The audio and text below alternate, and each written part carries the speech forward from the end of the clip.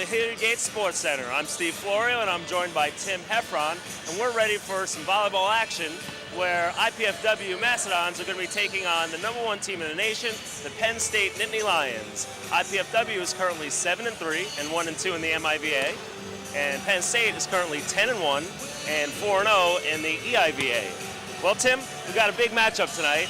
We've got Penn State coming off an upset loss, and we've got IPFW coming off one of the best wins of the season versus St. Francis last night. So both teams having interesting nights last night. Yeah, it's interesting to see how teams rebound after really big wins, after playing really well, or conversely not playing so well, and seeing how they rebound, especially only with less than 24 hours notice. Yeah, also to note, the Penn State Nittany Lions are bringing in some great returning players. And who's a player to watch for on Penn State, and who's a player to watch for on IPFW? Well, I think on IPFW, Daryl Shank has really stepped up his game and was player of the week in the MIVA last week. And for the Nittany Lions, I'm really interested to see how their setter is, because they lost their setter who was a senior last year on the national championship team, and they've got both of their middles back who are very strong middle hitters. So if they have a really good setter, their middles are going to do a lot of damage if they pass. Well, with IPFW coming off one of the best wins of the season and Penn State taking its first loss of the season last night, we're set for some exciting volleyball action. Enjoy. But with a master's degree from IPFW, it could be even better. You could land a promotion, earn more money, become a leader in your field. And IPFW makes it easy.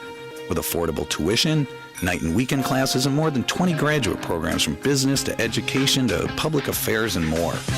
Become the master of your future. Indiana University, Purdue University, Fort Wayne, your graduate university. You're not going out dressed like that. New opinions are always suspected and usually opposed, without any other reason but because they are not already common. So just chill, Mom. Citing John Locke is not going to get you out of this one. Looks like somebody knows where history is happening. The Remnant Trust at IPFW, an exploration into the key ideas that have shaped the world we live in. Meet historical characters, attend lectures, films, and an exhibit of key books and writings. Find out more by logging on to remnanttrust.ipfw.edu.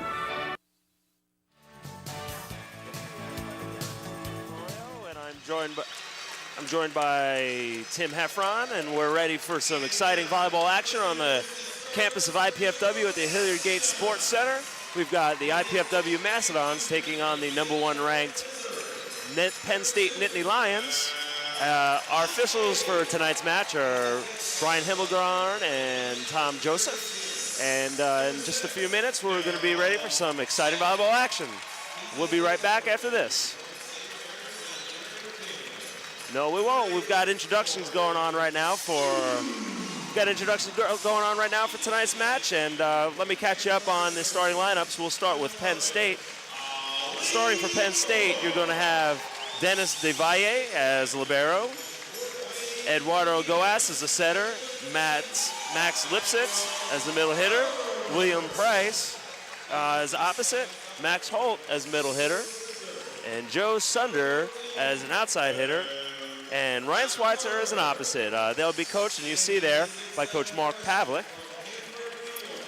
Starting for the IPFW Mastodons is Matt Plisky at libero, Daryl Shank as outside hitter, Corey Stewart as a setter, Oliver Cook as a middle hitter, Nathaniel Berg, middle hitter, Ben Duckworth as the opposite, and Phil Peterson on the outside. And they are coached by Arnie Ball. Well, Tim, we're ready for an exciting match tonight, and Penn State is coming off one of their only loss of the season and an upset loss, and IPFW is coming off one of their biggest wins this season against #14 St. Francis. Yeah, I think we're going to see a very interesting match to see how teams recover that shortly after they play for Penn State their worst match of the season, and for IPFW their best match of the season. You just don't know. Plus, we have an electric atmosphere, a great crowd here at the Mastodome. I think we're in for some fun. Yeah, there's a really good crowd on hand tonight. Thanks for mentioning that. And I'm sure there'll be more trickling in. We do have some snow falling outside, so people are probably taking their time getting here. It's a great crowd already, though, and And as always, when Penn State comes into town, the crowd knows it, and they get real loud and real excited. There we see the coaching staff for the Penn State Nittany Lions. Penn State's had some big wins this season, by the way. They started their season off with a win against USC, who at the time was ranked number 7 in the nation. Then they went on to beat Ohio State. They've beaten Hawaii, and they've beaten Ball State. And so they've got a lot of good wins under their belt, and their only loss again coming just last night to Loyola of Chicago. And sometimes, you know, when we play at home, we can get on a roll against Penn State. We've had good success against Penn State at home. Yeah, this will be a nice challenge for the young Mastodons. And as we're ready to serve, here we go, first serve of the night. And a big attack out of the middle, a dig, and a first chance at transition kill. And a transition kill in the back row. Nice play by the Dons. Everything about that went really well. We got a nice touch on the attack, a great dig, a nice set. Excellent high swing by Peterson. Ben Duckworth back to go for a second point. Good jump serve. Big swing from the outside. Another nice dig by the Mastodons. And the hitting error. And that's a point for the Mastodons. Tried to Kliski with the big dig. Oh, it was a huge dig. Plus, I think Shank's arm was in the way and kind of distracted him a little bit there, I think. And it's hard enough to dig the ball without that happening in front of you. Ben Duckworth about to spin a third serve. He's working that one position. And a big block by Corey Stewart. The Mastodons jump out to a 3-0 lead, and they've set the tone defensively, haven't they, Tim? They certainly have. Anytime your setter can get a block out of the gate, that's usually the players that teams aim for offensively as setters. They usually aren't the best blockers on teams. Back row attack. Nice dig by Peterson. Oh, tried to do too much. Yeah, I guess Shank had to hit that ball over. It was a good dig by Peterson, but why did he have to swing at that? He didn't. I think he thought, and he was right, that the block wasn't ready for it. They weren't ready for it, but just missed. He just didn't have it. So back to serve. Back to serve for Penn State is Max Holt. Shank with the swing, dug up by Penn State. The setter attack scores. Yeah, I'm not really worried about setter attacks. Setters don't win matches by attacking the ball. They win matches by setting excellent sets. And service error by Max Holt. And that's a point for the Mastodons. That brings us to 4-2. It's a good start for the Dons, who this season have generally started slower than quicker, and so to come out faster is a good sign for the Dons. And they're coming out doing it gritty, right, with some defense and some blocking to start. There it is again, Another Corey. Rejection, swinging from the outside, tip, covered up by Shank. Back row attack by Duckworth. Good spot and a kill. I think that was a bit of a mishit, but we'll take it anyway. Yeah, he did everything he could to get underneath that ball and take a swing at it. It was a good job. Boy, Darryl Shank had to come way across the court to make that dig. Yeah, it went off the block, almost out of bounds. It was a great play by Shank.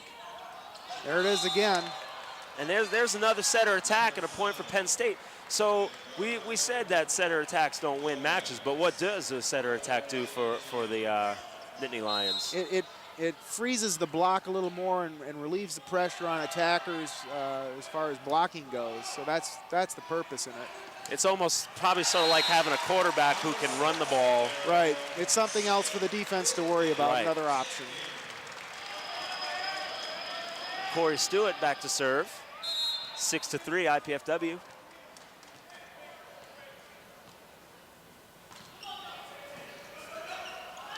Outside set for the lefty.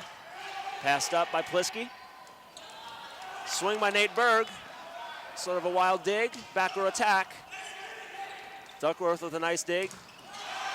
Yeah, that either the set's too low or Duckworth's not ready, and Duckworth ends up passing the ball, and to get after passing it, you're going to set him that low. That's pretty difficult.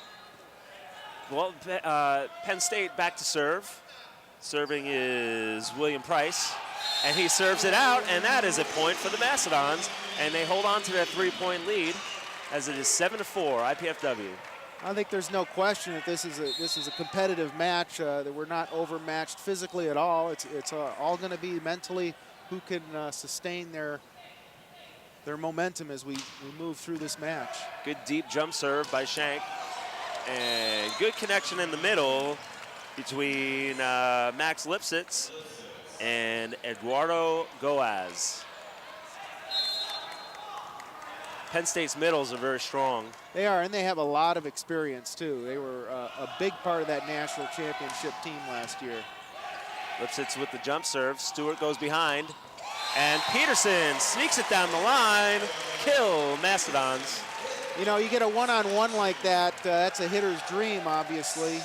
Generally on a one-on-one, you want to hit it cross court, but you know, if you get that much line, it's like taking candy from a baby. It was a good tempo set. It sort of was fast to the pin, and Peterson was able to get around the block. And there's a kill by Max Holt. Max Holt, by the way, is hitting 58% on the season, and oftentimes you look at hitting percentage a lot like you look at batting average in baseball. So if you're hitting 300, that's pretty good. If you're batting 580, that's really good. Right. Generally, middle hitters will have a higher hitting percentage than outsides. High hands on the attack. Goaz connects with Holt. Kill Penn State, and that brings it to 8-7. Mastodons are going to try and hold on to this 1-point lead. Well, clearly this setter for Penn State, who was new to the offense this year, they lost their senior setter last year, can handle setting their middle hitters. He's done it quite well so far. I think that's going to be a big part of the game is, can the Dons get Penn State to not pass the ball well enough so he can set middle? And there's 2 aces in a row for Ryan Schweitzer, and that gives the Nittany Lions a 9-8 lead. And you're right, if their strength is the middle hitters, I guess you're going to want to try and get them to not set their middles, right? That's right. The way to do that is serve and attack aggressively. Whoa. And speaking of aggressive attacks, there's a deflection off the block all the way to the side of the court, and the Mastodons tied up 9-9. Quite an athletic move by Corey there to get out of the way while he's in the air. Great court sense, knowing where the sideline was and that ball was going to go out, wouldn't you say? I would say very much so. Peterson with the jump serve, just a bit outside. That's a point for the Nittany Lions, and it is 10-9. Back to serve for Penn State, Joe Sunder. Cross-court jump serve. Ollie Cook with the swing, and blocked by Max Holt. Yeah, that's a big middle blocker you're going against there. You know, and I guess IPFW is trying to establish their middles. I mean, they're going to try and show Penn State they can score with their middles, but they're going to have to get around that block. Here's back row attack by Peterson, and Peterson is pumped up. He is. He's on time, hitting it at the peak of his jump today. That wasn't the case. Actually, he didn't have his best match last night. Everybody else in the team was playing really well, and Peterson got subbed out last night, but so far tonight he's playing a fine match on the right side. And a big swing and a kill for Penn State.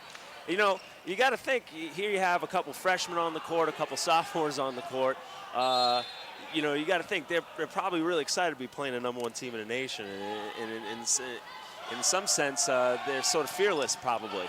Well, you hope that it's a positive anxiety, that it's, you know, they're really going after it and not a scared anxiety. And there you have a big swing on the outside for IPFW, touch off the block, and the setter himself blocking came underneath the net. Right, and there's, so far, I think we're certainly not scared of anything. No, Don's playing really fearless right now, really aggressive. And trying to go behind to the back row attacker is Goaz, but the set not on target. Right. And Ryan Schweitzer hits it into the net. That's a point Mastodons, and we've got a 12-12 game. Ollie Cook, a little jump float here. Oh, good serve. Joe Sunder, trouble handling the pass. It's going to be a transition opportunity for IPFW. Off-speed shot by Peterson. That's exactly what we were talking about. That serve did not allow Penn State to run their offense. They had to go outside. I think the Dons are in a good position if they have to set the ball outside like that against our two. Yeah, it looks like IPFW's found a couple targets on service, and they're consistently going after them, and it seems to be working. I think so. I think we got a good game plan so far. So far, so good. It's 13-13, and we've got a great match so far. Back to serve as a setter for Penn State. Edgardo Goaz. And he serves it long. Point, Mastodons. Corey Stewart, the setter for IPFW, back to serve. And right now we are 14-13. If we can serve this, there's an automatic media timeout at 15, so we would end it with a 2-point lead, which would be nice going into this first timeout. Okay. Another set that's off the mark. Corey Stewart opts to go to his outside, leaves him inside a little bit, and there's a block for Penn State. It's tied 14-14. Yeah, hitter and setter weren't really on the same page. It wasn't a very dynamic approach by Shank, which had many dynamic approaches last night. Good pass by Plisky. Little touch off the block and couldn't be covered, and there you have 15-14. We're going to go ahead and take a break. You have Penn State leading IPFW 15-14. We'll be right back.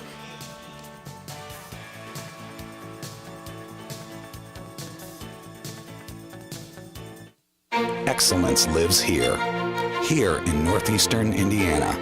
It's reflected in more than 200 nationally recognized degrees. It drives our Division I sports. It's alive in our campus life. Excellence has a name, IPFW. Around our campus, around the country, around the world. Excellence lives here. Indiana University, Purdue University, Fort Wayne. One university, two great names.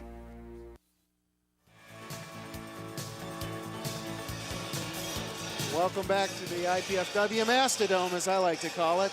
Penn State versus IPFW. Yeah, we've got a great volleyball match on our hands, Tim. I'm Steve Florio, and I'm joined with Tim Heffron, Associate AD. And right now we've got Penn State leading the Mastodons 15-14. It's been a sort of a seesaw battle. Each team's already had a lead or two themselves. Right. And little momentum shifts back and forth. Nothing dramatic either direction. But clearly, the Dons are going to have to keep their momentum, their belief going no matter what happens in this match. We're back serving right now is William Price, and he spins a good serve. He's had a few aces already, but not this time. Peterson takes a big swing and blocked by Penn State. You know, it's safe to say you're not going to beat the #1 team in the nation by 5, 8, 9, 10 points. It's going to be a neck-and-neck match, you'd imagine, right? Right, yeah, it's going to be neck and neck. Takes a little off that serve. And Shank with the big swing covered by Plisky. Peterson, good cover by Berg, and the Mastodons are still alive. Out of the back row, and blocked out of bounds. Yeah, just a half step slow on that block. He was almost there, So far, I'd like to see Shank, get a little more dynamic in what he's doing out there as far as passing, hitting, and blocking. Plisky with a great pass, and Berg with the big swing. Kill, and that's what they needed. They needed just to get off 14 right there. We needed to stop the bleeding. And a great server for IPFW going back right now, Daryl Shank. That brings Ben Duckworth up to the front row.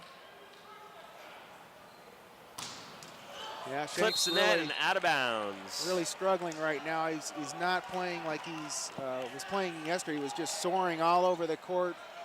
Just looked like he was gliding everywhere at ease. And right now he's pushing it a little bit, I think. Great pass, back row attack. And Shank must have heard what you said, because that was a great swing. He was passing on the right side of the court, had to come way across the other side of the court to hit that back row attack. He's got to feel that he's in system. He's got to feel like he can really go after it. And he's got to have that and really do it. Otherwise, it's not going to work for him. big connection between Max Holt and Goaz, and Max Holt is swinging a big stick right now. He is. He's hitting at the peak of his jump. It's a nice set. It's pretty much over the Dons block. Ryan Schweitzer back on the serve for Penn State. And Schweitzer serves it long. Point, Mastodons. Mastodons are holding on to 2 points. They're down 19-17 here, and they're hanging right in there. We played a 30. There's plenty of time left for the Mastodons. Yeah, they got to get another one of these defensive rallies going right here. You score points with defense. That's the best way to do it. There's a good way to do it. Well, unbelievable that wasn't called. And that wasn't a very good attack, unfortunately, but it was good enough. Good enough, and that all started with the great serve by Phil Peterson. The libero, Dennis DeValle, had some trouble passing that serve, and that's what you're talking about, Tim. You know, exactly. If you can just get the ball so that they can't set their middles, it looks like Mastodon's going to be able to get some work done. That's going to be the key to tonight's game plan is how well can we serve and get them out of system. Max Holt with another connection and a kill. That is Max Holt's 4th kill. He's 4 for 5 on the night. And the sooner he gets out of the front row, the better for the Mastodons, I think. Back to serve right now is Joe Sunder. Great pass by Plisky. Ollie Cook with a good swing, good coverage. Peterson, nice job getting it off the block. Reset the offense. Dig by Penn State. Lefty with the swing and out of bounds.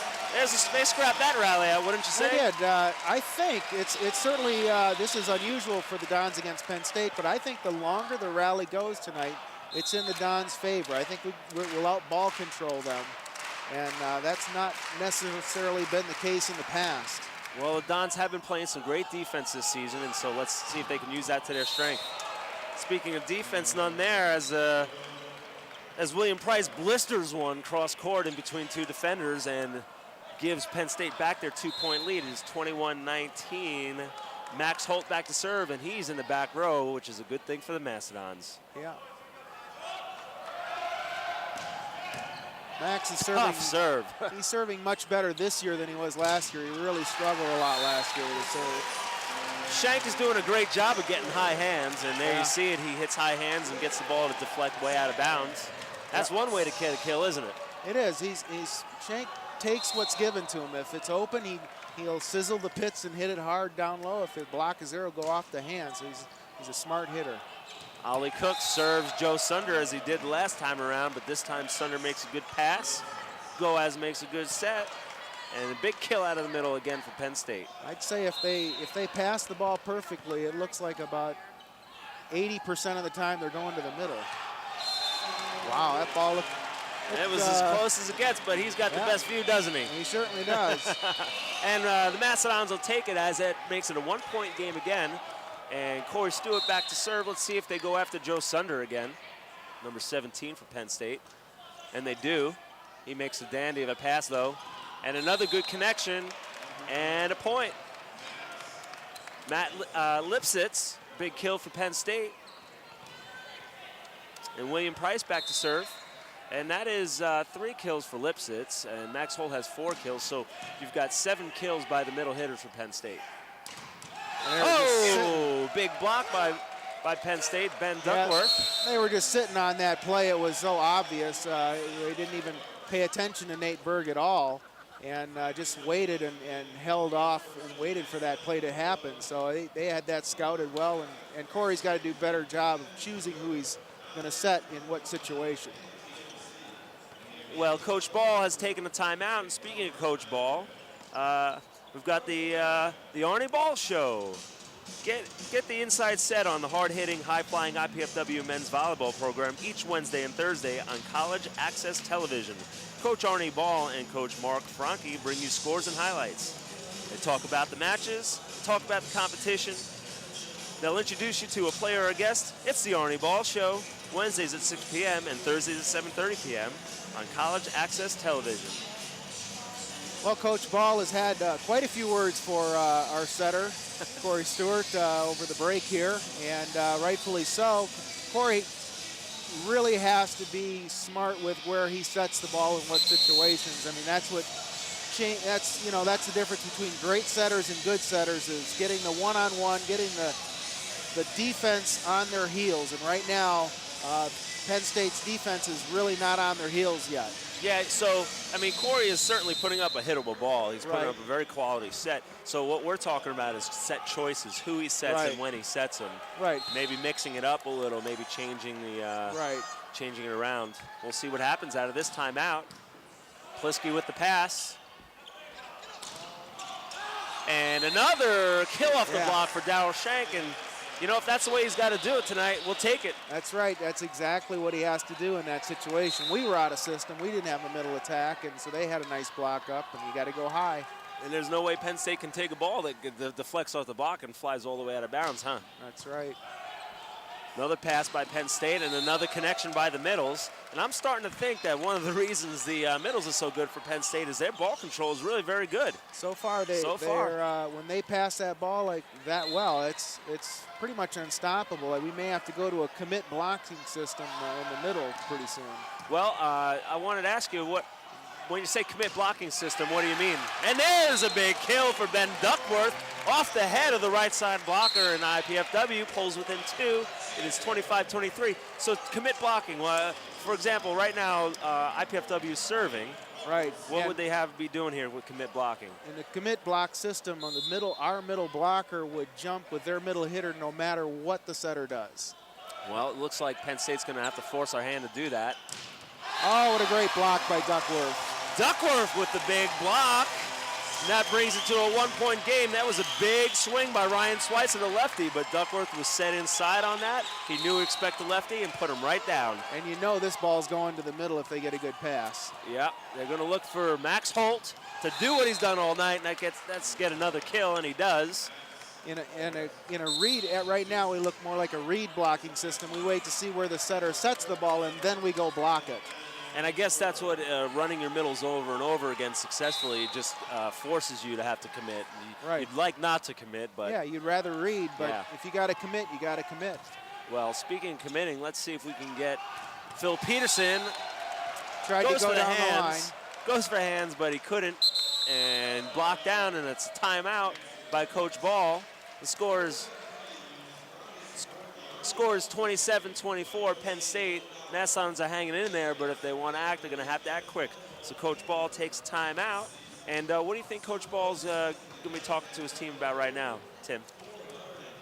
Well, I think it's back to the basics. It's try to get some energy back into the team. I think energy-wise, we've dropped off a little bit, and they've picked it up. We need to respond to their challenge that has been issued by Penn State from a momentum side of things right now. And you do that by getting good blocks and good defense. We just had a look at Penn State's bench, and Mark Pavlik seems very relaxed down there, just having a discussion with his players. He's talking there to Max Holt, I believe, about their middle attack. What do you think they're talking about, Tim? Oh, they're probably setting, because we're in serve receive, they're trying to figure out, okay, who's going to get the ball, and where can we load up our block on their team, which is what Mark Franke does for IPFW. That's his whole job, is to figure out where Penn State, when they're in serve receive, who's going to get set so we can load up our block against them. Well, I think right now we all know if it's a good pass, it's in the middle. So Mark Franke is much like a defensive coordinator then. Right, exactly. Well, here comes Schweitzer with the serve. Great pass. Peterson swings high and gets the hands. That's a touch off the block, and that'll be a point for IPFW. Good high swing. Good high swing, and that's how IPFW's got a majority of their kills tonight, is getting pieces of the Penn State block. Well, they're big, and their hands are going to be up there, so, that's right. So they might as well try and hit them. Yeah, if it's not a quick, fast, tempoed set, there's going to be big hands in the air, and you got to go high. And Jonathan Meyer subs in for IPFW. This is a serving and a defensive sub for Penn State. We'll see if it pays off. Good serve, force a tough pass. Hit it again. Overpass, and Ollie Cook handles his business up at the net. Yes, that's the way to stay with it. Sometimes you get that first swing at it, you give up on it, but you stay with it like that, good things happen to those who are the aggressor. And with that, Penn State is forced to take a timeout. Dons are right in it here, only 1 point down. They still need to score a point. Otherwise, Penn State will have that 2-point advantage when we get to 30 if it just sides out from here. Well, Penn State was looking really casual on their bench last time out, and IPFW storms back with 2 points and brings it within 1. Looks like that was a good sub by Coach Ball, bringing in Jonathan Meyer. He's going to add a little more defense, wouldn't you say, and obviously a very good jump serve. Absolutely. We're going to give up a back row attack out of the right side by doing this for this rotation while he's serving, but the positive side is we're looking for defense, and we're looking for a tough serve right here because we know we need to get a point here. And we know that here's a replay. And here's that serve by the sub, Jonathan Meyer. This is what we call an overpass. Go ahead, Tim. It's an overpass. He stays with it after his first attempt at it. Ball's in. That's good aggressive net play by Ali Cook. And in volleyball, the momentum can shift quickly. Well, the crowd appreciated the effort, and then when Penn State called a timeout, everyone got real excited. When you get another team to call timeout, you know you're doing something right. And here comes Jonathan Meyer with a serve. That was just a get-it-in serve. And Max Holt sneaks one into the corner. A little bit of a tight set by Goaz. Yeah, I think Holt made it work. I think our defense thought it was going to go out, so they didn't go after it. It was sort of a weird attack. Didn't really have any top spin on it. It was sort of floating a little bit, but sort of just was slow and dropped. Well, IPFW needs to get it back here to keep Penn State from getting a game point. It's going to be a good enough pass to get a swing. Peterson with the tip. Nice dig by Del Valle. Big swing. Out. And out of bounds. And IPFW pulls back within 1. It is 28-27, Penn State. And back to serve is Ben Duckworth. Now, this is the rotation that started the match for IPFW. Duckworth was able to run off 3 points right in a row. He sure was. He was serving over there at Joe Sunder. Let's see if he goes back to him. No, straight down the middle at Del Valle. Okay. It's a good one. Oh, we're in. Oh, it's got to go over though. That's 4 hits. And it's too bad. Yeah, the call on the floor is 4 hits. Yeah, and what had happened was, go ahead, Tim, explain what happened. The ball hit the left back and the left front almost simultaneously, but it did hit 2 people. But that's 1-2, and then Peterson touched it to make 3, and then us hitting it over made 4. And Peterson obviously didn't see that. Right, it was so fast. Good pass, little pineapple attack by Corey Stewart, and a good transition by Penn State to get the ball to their middles and a swing, and that is game 1. 30-27, Penn State. Penn State takes game 1. The teams will switch sides. Right. Now switch sides. Corey had, again, a wrong choice. Tried a pineapple when he wasn't in position for it. It was an easy dig. Didn't get it to where it needed to be. Instead, actually, when that tight set happened, we could have, he could set the ball. He'd be much more effective. Well, we're going to go ahead and see if the Mastodons can be just a little more effective when we come back. We're going to take a break. We'll be right back after this.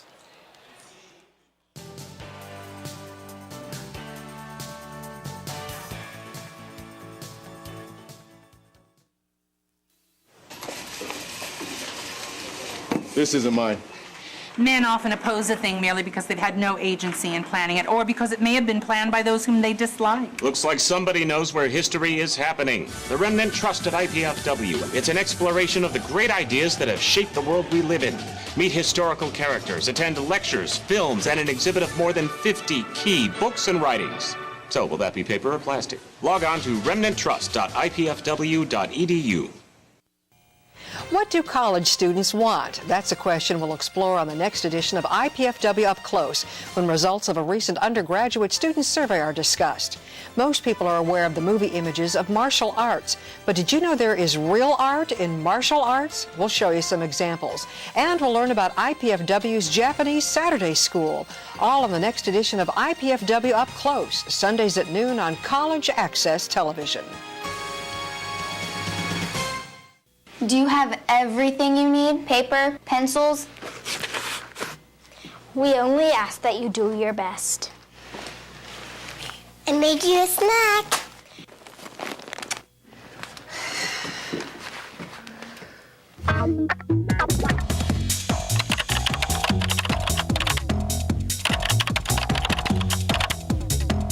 Indiana University, Purdue University, Fort Wayne. One university, two great names. Welcome back, everybody, to the Hilliard Gates Sports Center. We've got a really exciting volleyball match going on right now between the IPFW Mastodons and the Penn State Nittany Lions, #1 in the nation. Penn State taking game one, 30-27. We played best out of 5 here, with, of course, the 5th game only going to 15, and Penn State takes a 1-0 lead. There we see Coach Ball talking to her setter, Corey Stewart, and we're going to talk to you a little bit about some statistics that we were just handed after game one. Go ahead, Tim. Well, the hitting percentage is better for Penn State, but what really jumps out at us is the total team blocks for Penn State is 7, and it's only 2 for the Dons. And this year, the Dons have pretty much been out blocking everybody, so the role is reversed. Also, as you can see out of the middle hitters, out of the 17 kills for Penn State, 11 of them came out of their middle hitters. They're hitting 1,000% and 857. So they can't get the ball to the middle enough at this point. No, they're going to want to keep running their middles. That's really impressive. More than half the kills for Penn State coming out of the middle of the court. You saw Coach Ball there talking to Corey Stewart, and probably about set selection. Again, Corey Stewart's putting up a hittable ball. Coach Ball might want him to just change some of his choices to help reduce some of those blocks, because when you think about it, 7 blocks, 2 blocks, that's a 4-point difference, and IPFW only lost by 3 there. So yeah, it's you know, it's every little bit counts. You know, there's 8. IPFW had 8 hitting errors, and Penn State only had 6. There's a couple points there, a couple blocks here, and that's the difference. Looks like both teams are returning with the same lineups as Max Holt goes back to serve. He spins one in for the first serve of game 2. And IPFW takes their first swing of the second game, and it's out of the middle, and it's kill. 1-0 IPFW. That's good to see. See, the Dons need to attack out of the middle and start to hold that big block out off of our outsides a little bit more. Absolutely. Darryl Shank and Ben Duckworth are leading the Mastodons in kills for the season, so obviously Penn State's probably going to look to defend those guys. So if we can get kills elsewhere, why not? And there's a tool off the block off of Corey Stewart, and that's going to be a point for Penn State. And that's the first time I've seen us commit block. If you notice, Nate Berg in the middle jumped with their middle no matter what that setter did, and that's why there was only 1 block on the outside. I guess if they're not going to be able to limit the amount of sets that the middle see for Penn State, they're going to at least have to commit to them, like you said, overhead in game 1. So we'll see if that makes a difference. Obviously, IPFW trying to find an answer to those middle hitters. And I think that's a good plan for Nate Berg, because Nate Berg really has nice blocking technique, and if he can really focus in on just worrying about one player, he can be very effective by doing that. And there's another swing out of the middle. He was late on that one for some reason. I mean, again, if you're commit blocking, you should never be late on a block. Max Lipsitz with the sort of the behind back one. That was a back quick attack. Big high toss, loopy jump serve. Stewart in system, and there's another kill out of the middle for IPFW. Nate Berg up on time and swinging. And there we go. The Dons trying to establish the middle attack right out of the gate. That's 2 of them. That's good to see. That will open up the big hitters for IPFW, Shank and Duckworth. Shank with the serve, tough pass. Plisky with the great dig, transition, covered. Berg covers himself. Another force in the middle, ball still alive. And there's the big swing by Ben Duckworth. What an exciting rally. But it's just out. I think it was outside the antenna. Eclipsed the antenna probably. Yeah. Just outside the antenna is the... That's a rally IPFW wanted. It seemed as though they had the point, and they even prematurely celebrated. They gathered themselves. Lipsitz with the jump serve. Berg up. It's going to be Duckworth. Oh, they called him over. Well, you're going to have to explain that to us, Tim. It was like an over dig, and Nate Berg went up. Did he touch the ball, and if so, what's the implications? Once the ball completely goes to the other side of the net, you can't touch it anymore. So up official Brian Himmelgarn was saying that Berg touched it when it was on Penn State's side. Yeah, the whole ball was on Penn State's side. And a string of some just unfortunate occurrences has given Penn State a 5-3 lead. That's the kind of little momentum swings that you gotta stop the bleeding on and then create your own like that. It's just bad luck right now for IPFW. See if they can shake it off. Tough serve, but it's going to be playable at least. Big swing on a way out of system set. Yeah, and Duckworth comes way across. And I love going after that ball like that. You stay aggressive and good things happen. I think too often we see people dumping free balls over the net when they can go up and attack it because the other team thinks it's going to be a free ball and they're not ready for that. Schweitzer with the attack, great dig, good choice. Peterson off the triple block. Del Valle with the dig. Big swing out of the back row. Pursued. You had to wonder, IPFW wasn't sure if they should pursue it or let it go. They couldn't tell if it was off the block or just off the net there. It was hard to tell. I think you got to play it. If it goes that far, it's When in usually doubt. going to be off a person, or the official will think that. But Penn State gives it right back to IPFW. That makes the score 6-5. Dons are right in this. Peterson back to serve. Yeah, for the bad luck the Dons have had, the unfortunate plays, they're still in this game, and that's nice to see. Phil Peterson. Great pass by Del Valle. Big swing, Sunder. And Duckworth with the cross body shot down the line. Yeah, sneaky shot. It was really not a very good set, and he didn't have much to hit at. And he was lucky to find a hole between the block to get that down. Well, you have Goaz for Penn State in the front row. You've got Max Holt, and you've got Joe Sunder swinging out of the front row. We'll see who they go to here. It's going to be Holt, and he gets a piece of the block. Man. Crowd doesn't seem to agree with the call. And here we are in the Hilliard Gate Sports Center. The crowd lets the officials know they don't like the call. No, I thought that, see that, again, Ollie Cook committed with Max, and Max hit that ball out. So it's forcing Max to change how he's going to attack the ball. Here we are again with a little more bad luck. We just got to stop that bleeding right away when you get that bad luck. Yeah. Well, Penn State opens up a little bit. It's 8-6. Sunder serving. Good pass. Duckworth just forces one through a double block that was there and established. And he just muscled his way through. What do you say? Yeah, he did. He muscled that one through. It's not the highest percentage play for the Dons, but necessary nonetheless.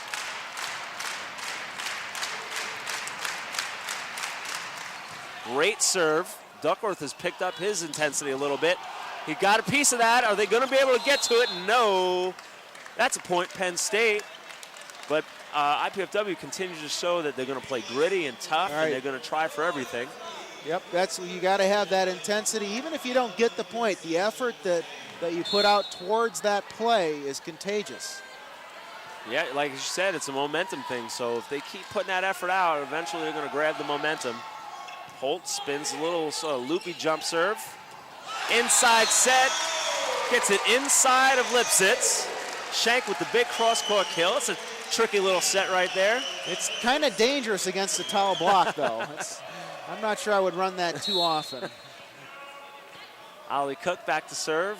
See if he targets Joe Sunder as he has all night so far. And he does. Good pass by Sunder. And Lipsitz able to connect for a kill. Berg, I mean, we're doing the commit block, and for some reason, Berg's late here lately. He's got to get up on him if we're going to do that. Otherwise, the commit block is a detriment. Plisky with the good pass. Stewart with his own setter attack. Yeah. Good timing. And that, like we said earlier, that might help out the middle hitters for IPFW as they've been having some trouble getting the ball around the big middle block. Right. So if the blockers have to worry about Corey also, that might draw them away just a step. Just slow their block down a little bit. And that's something different, and good job of mixing it up. Lipsitz, what a connection there. Nice pass. Yeah, nice pass and a great set by Goaz, Yeah. sort of off the net and shoots it still. Yep. That's, again, if that middle hitter jumps, then Berg should be up if we're still doing that commit blocking system. And served out of bounds by Price. Dons hang in there. It's still a 1-point game. 11-10, Penn State. Dalshak back to serve. Another good pass by Penn State. And now Penn State's starting to swing. Yeah, they're starting to feel a rhythm in their offense. Ryan Schweitzer was up, and there was definitely a tempo to that, and he was up and ready to swing as that set was going, and he connected big time, had no block in front of him, and there's a detriment to the commit blocking. You're almost always going to end up with a single block there. Right, and which means all blockers have to be on their toes for their person. And if you're not, like Duckworth was not ready for that, then that's exactly what happens. Penn State, another service error by Penn State, and leaving the door open. There's Nate Berg. Tough pass. Schweitzer. And in the net is IPFW, or a kill by Schweitzer, actually. Just sort of pokes one down the line, sort of sneaks it past the block. And Schweitzer back to serve now. Here comes the lefty jump serve.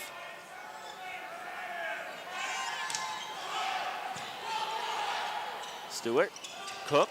Low set, but he does a great job of making it work. Yep. Punches it back towards the right side digger. And Schweitzer had to serve that ball from the left side of court and run all the way over to the right side to play defense, and that might have been the difference in that dig right there. Exactly. I'm not sure I understand why he's doing that, but it remains a 1-point game for the Dons.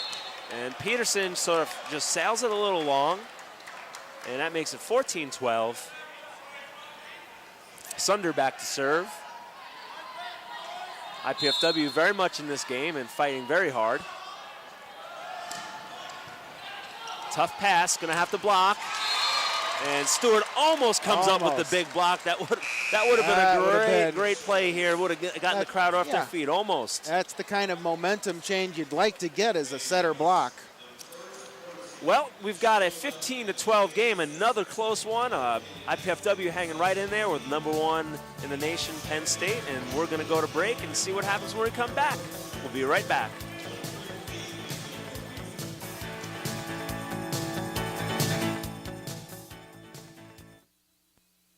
I've gone away to a college where the class size is small. I've gone away to a college with a beautiful campus. I've gone away to a college that cares about diversity. I've gone away to a college where I get to live in my own apartment instead of living in a dorm room. I've gone away to a college that really isn't that far away at all. I go to IPFW. IPFW. I go to IPFW. To find out more about college life at IPFW, go to our website.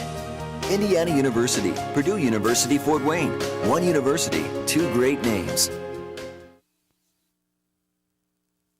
Well, we're back here at IPFW at the Hillgate Sports Center. Penn State versus IPFW in men's volleyball. And here we have, take a look at a kill by Ollie Cook. Now that's a low set, and I mean that ball's right by his head, and he was fortunate that the block had not totally lined up on him so that he could sneak it through. You know, and as middle hitters, you know, sometimes if they're trying to get you the ball, sometimes they have to force it, and sometimes the set's not the best. And so as a middle hitter, you got to learn to make it work and get it, still put it in play. And Ollie Cook did a great job there. He did. You got to have a bag of tricks as a middle. Well, the crowd has gotten big here at IPFW. It is 15-12 Penn State, and the crowd is just waiting for that one big play. Could that be it? Ollie Cook with the kill. Wasn't the most explosive kill, but nonetheless, it gets IPFW the ball back and gets some cheers from the crowd. You could just sense, though, the crowd wants to get into this match. I mean, IPFW's gotten a few bad luck calls this game, and they're just waiting for something to break. And the crowd is starting to get behind them. They're cheering. There's a good serve by Duckworth. And it's a dig. Oh, That's an important dig on a middle hitter. And Peterson converts. Great choice by Corey Stewart. And that, here you start to hear the crowd starting to get into it a little more here at the Gates Sports Center. That's the kind of play. Defense always gets it done as far as momentum. And anytime you can dig one of the middles for Penn State, you're doing something right. They've been red hot, and slowing them down is important. Tough serve. Overpass handled. Some miscommunication there. Peterson with the dig. Stewart goes back to him. Off-speed shot, covered, coming around. There's the hustle by Corey Stewart, and And although IPFW doesn't come at that point, they're certainly making Penn State earn them right now. Yeah, it was a tough set to make coming off of that block. Corey had gone up the block as a 3-person block and had to run towards the set, turn his back, and then back set. Very difficult set to make under those circumstances. But a good effort by IPFW makes it a 2-point game. They shrink the lead by 1, and Max Holt is back to serve for Penn State. You've got Cook, the middle hitter for IPFW up, Stewart, the center, and Darryl Shank swinging from the left side. Laser beam serve, and the overpass blocked down by Lipsitz. That is a point for Penn State, and they open back up that 3-point lead. This is a very tough serve. If he hits it the way he did again, this is probably one of the toughest serves we've seen all night. He's much improved. Like I say, his serving really was a struggle last year, and he's much better this year. Takes some speed off it there. Good coverage by Duckworth. Goes right back to Shank and blocked. You know what? That's what we call repeat setting. Right. And it's oftentimes these days you don't see setters go back to their hitters. Right. So I guess it depends on the school of thought you come from. It does, and in this particular case, you can tell that when you repeat set Shank tonight that he's not being able to attack it as well as he is the first time. He doesn't have as dynamic of approach to the ball, and that's not good against a good block. So repeat setting when somebody's out of position is not the plan for the Dons. Well, if you're liking what you're seeing on TV, we sure love you to come out here and cheer for the Dons in person. If you'd like to come out, you can get tickets, 4 tickets to IPFW athletic events. Call 260-481-6000 or go to the IPFW Athletics website at gomastodons.com. That's 260-481-6000 or online at gomastodons.com. And it's a lot of fun coming out to these matches here at IPFW. Wouldn't you say, Tim? It is. The crowd is into it. It's lively right now. I mean, the crowd can sense that IPFW is on the verge of taking a game. They could take a game from the #1 team in the nation, Penn State. Yeah, I think actually both teams have stepped up their level of play. I know that Penn State doesn't even have a hitting error this game, and the Dons have increased their hitting percentage. So that it's something about the defense, about the Dons need to get that defensive momentum again. A couple plays in a row can do it. Well, again, back to serve is Max Holt. He's been very effective. The super fans at IPFW are in his ear right now. Doesn't seem to help though. And another high hands kill by Darryl Shank, and there's a different swing. I mean, his last 2 swings, it looks like he was trying to hit for the ground, and he got blocked. There he swings high, gets the top of the hands and off the block. And he has to, because actually the Penn State block is now almost committing on Shank. They're putting 2 people out there no matter where the pass is. Smart play by Corey Stewart, saw the opening on the floor, and rather than swinging at what was a low overpass, you'd have to have a pretty quick arm to hit it. He opts to tip it to the open court and scores. And just like that, the Mastodons cut the lead from 4 to 2. It is 16 serving 18. Ollie Cook gets Joe Sunner to pass. Tip covered by Berg. We're going to have an out-of-system swing here. Shank swings high, deflects it off the block, but nice dig by Sunder. And the big block by Nate Berg. There it is. When Nate gets up and gets on it, he's got really good blocking technique. He can make that happen. There's not too many people nearly as competitive as Nate Berg, and he's bringing it to the game right now. He is. And I'd like to see him get another block in the middle if he could right here. And Price, nice big approach. Great set by Goaz, actually going away from the middle there. Right, he went back to his hitter who got blocked. And yep, and there's repeat setting right there. Well, that kind of repeat is after the play's over. It's a little different than during the play. But Berg up, but Stewart chooses to go for Shank. And somehow, some way, the officials let what looks to be a ball to go out of bounds. That's just a big miss by them. And the Dons just cannot catch a break right now. That's unbelievable. That ball was not called out. It clearly hit the outside of the net. Well, Brian Himmelgarn, the head official, is going about it the right way. At least he's hearing out the Mastodons' complaint. What the Mastodons are saying is the ball was tipped off the digger it hit the antenna or the outer part of the antenna. The question is whether that is out of bounds. That is out of bounds, and as soon as it hits that, the play's over, and that's exactly where it did hit. There we go. Down official Tom Joseph is called over after the lines judge is called over, and Tom Joseph says yes, he did see the ball go off the digger and out of bounds. No protest from Penn State if you look on the court. And that right there as a volleyball person, you know, if the team doesn't argue it, you know that they were just hoping to get away with it and they didn't. So that makes it 19-18. Price takes a big swing, but the Dons play some defense. Here's an opportunity. Oh, overpass on the cover. And just sneaks that in. And that was an opportunity for the Mastodons, but in the excitement, Shank got a little uptight and sort of just passed it over. He's not getting a good attack at that ball, and then he overpassed it right after he didn't get a really smooth approach on the ball.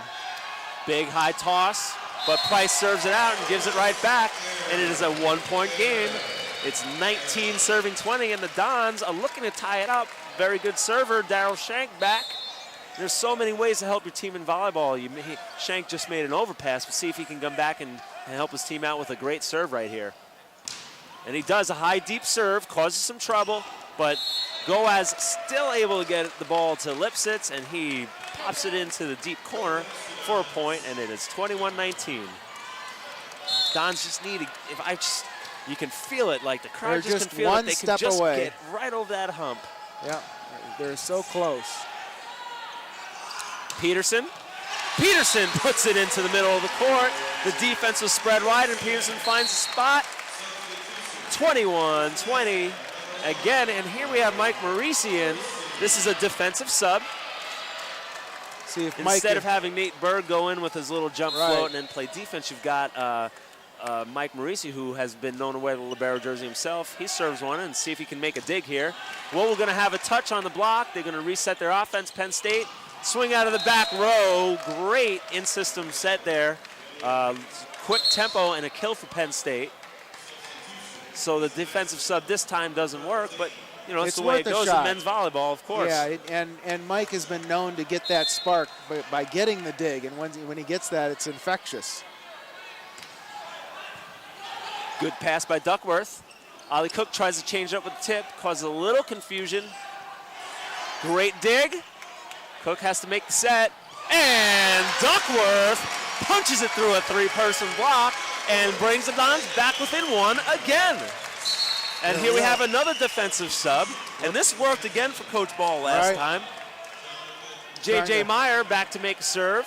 Trying to generate some momentum here. He served last time in game one and forced an overpass. Let's see if he can do the same or make a dig. Ollie Cook in the middle, keeping his eye on Max Holt. And here we go.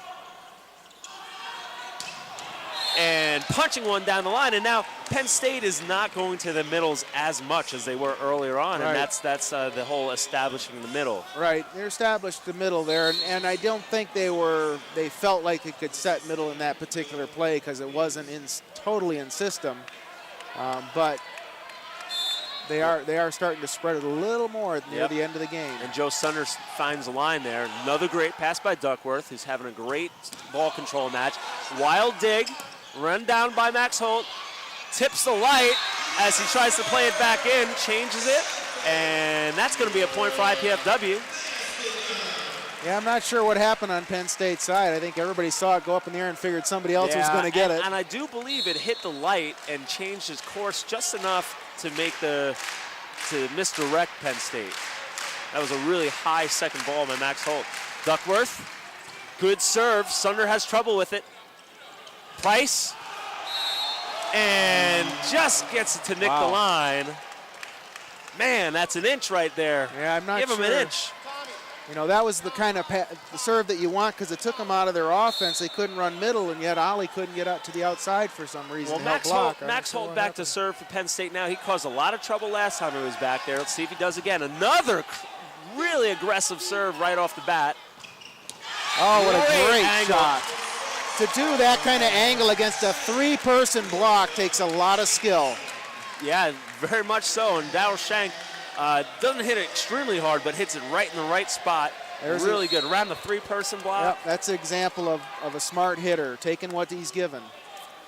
Up, struggling again is Joe Sunder. Price is going to have to swing at a high ball. Triple block. What a dig by Duckworth. Shank goes on that angle again. Gets the inside tool. Yep. And that is a point. And ladies and gentlemen, Mastodons, after fighting and fighting and fighting, tie it up at 24-24, and the crowd is on their feet. And that's what you get when you work hard, you create your own luck. Well, it's 24-24, and that's what we're saying. And they're just pushing, and they're pushing, and they just couldn't get over that hump. Well, here's the chance now. They've tied it up. They've just hung around. Penn State hasn't been able to shake them off, and it's tied up 24-24. We played a 30. We're very close to the end game here. It's anybody's game. It's which team is going to have a little bit of momentum can make the difference right now. And I think the Dons can sense it. If they keep fighting and keep working hard, you're going to generate it. And that was a great example. We got the opportunity right here to get the three-person block up. Well, we've got a replay here. It's Corey Stewart and Darryl Shank. We're going to see this angle shot here, Tim. That's a great angle shot around three people. Here's our three-person block that gets deflected. We work hard right there. Run that ball down, and then you work here, and you work, and Shank works to get back outside and hit it, and gets a little lucky by little deflection, which causes the digger to miss. He hit that same sharp angle. That is known as a 4-4 cut shot, hitting from position 4 to the other team's position 4. And there's some fans enjoying it, and like I said, it's really exciting here in the Gates Center, and some of the crowd's on their feet right now.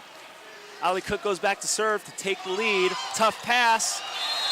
How did he miss the overpass? Oh my gosh. Well, again, that was a low overpass, and of course Stewart has to get up with the quick arm. It was just barely made over the tape. Almost actually got a piece of the block there, but not enough. Yeah. Looking to tie it up again off the serve. Duckworth with another very good pass. A little miss hit, but it's going to land. It's down. It didn't get the pancake. It was off speed. It wasn't on purpose, but finally a break for the Dons after they've gotten about 3 or 4 bad breaks in this game too. A good break. They're due a few good breaks. Corey Stewart with the serve. Sunder with the pass. Come on, there good you touch go. Off the block. Unfortunately, he passed it over the net, and you just kind of flailed on that dig instead of controlling it and taking your time. Yeah, I think they're getting a little excited on the Mastodon side. Right, on the defenses, you've got to maintain discipline. But again, chance to tie it up off the serve. Great pass by Plisky. Berg is up. Peterson with the aggressive swing and off the block, and it is 26-26. And it's been this way all game. It's been point for point, point for point. And at any moment, you just get the feel that IPF is going to be able to hold a point here. Right. Just generate a couple. It just could take a couple plays. You know, a block here, an ace there, and that's the difference. Good serve. Sunder finds a good pass. And that's a good block by the Dons. But Lipsitz is going to get a second swing at the ball, and he's going to get a kill that time. 27-26. Dons had the right defense up. The block was there. It had to go over the block. It was a good defensive situation, but Matt just couldn't come up with the dig there. And that is a timeout by IPFW. Coach Ball wants to talk about it. And I think this is a great timeout. I mean, you played a 30, so what are you waiting for, right, Tim? Exactly, and you are 1 point, the one side out difference at this point. You're down one side out. You can still side out, and it can, the match will extend beyond 30 at this point. But we'd really like to probably load up on something here and work on a particular defense or particular play and make that swing. It doesn't take much. Like I say, 1 or 2 quick plays and boom, you're on the positive side of the game. Yeah, and that's all it's going to take, and that's really all you're going to get in a match like this. You're playing the #1 team in the nation. Again, we mentioned earlier, you're not going to blow them out. If you're going to win, it's going to be by just a few points, and that's all it needs to be. Right. A 30-28 win is the same as a 30-20 win, right? Right, exactly. There's no difference. And, you know, if you look at the statistics right now, IPFW's got 37 kills, Penn State has 36. And it's a very, very close match statistically. It's a very close match in points. And so it's just going to be a matter we have a of sub here one now, play too. here. And we do have a sub, perhaps a blocking sub. Schweitzer coming out. And in for Penn State is John Sherrick, a senior. Now they're moving them back. It used to be that they had to just stay on the blue, and the blue was good enough, but now they want to move beyond the blue. And the crowd for IPFW, there's a good contingency of fans that come. They call them super fans. They dress up and they have a good time, and they get really into the match, and they're getting a little close to the court, so the officials just wanted to move them back. Good pass by Plisky.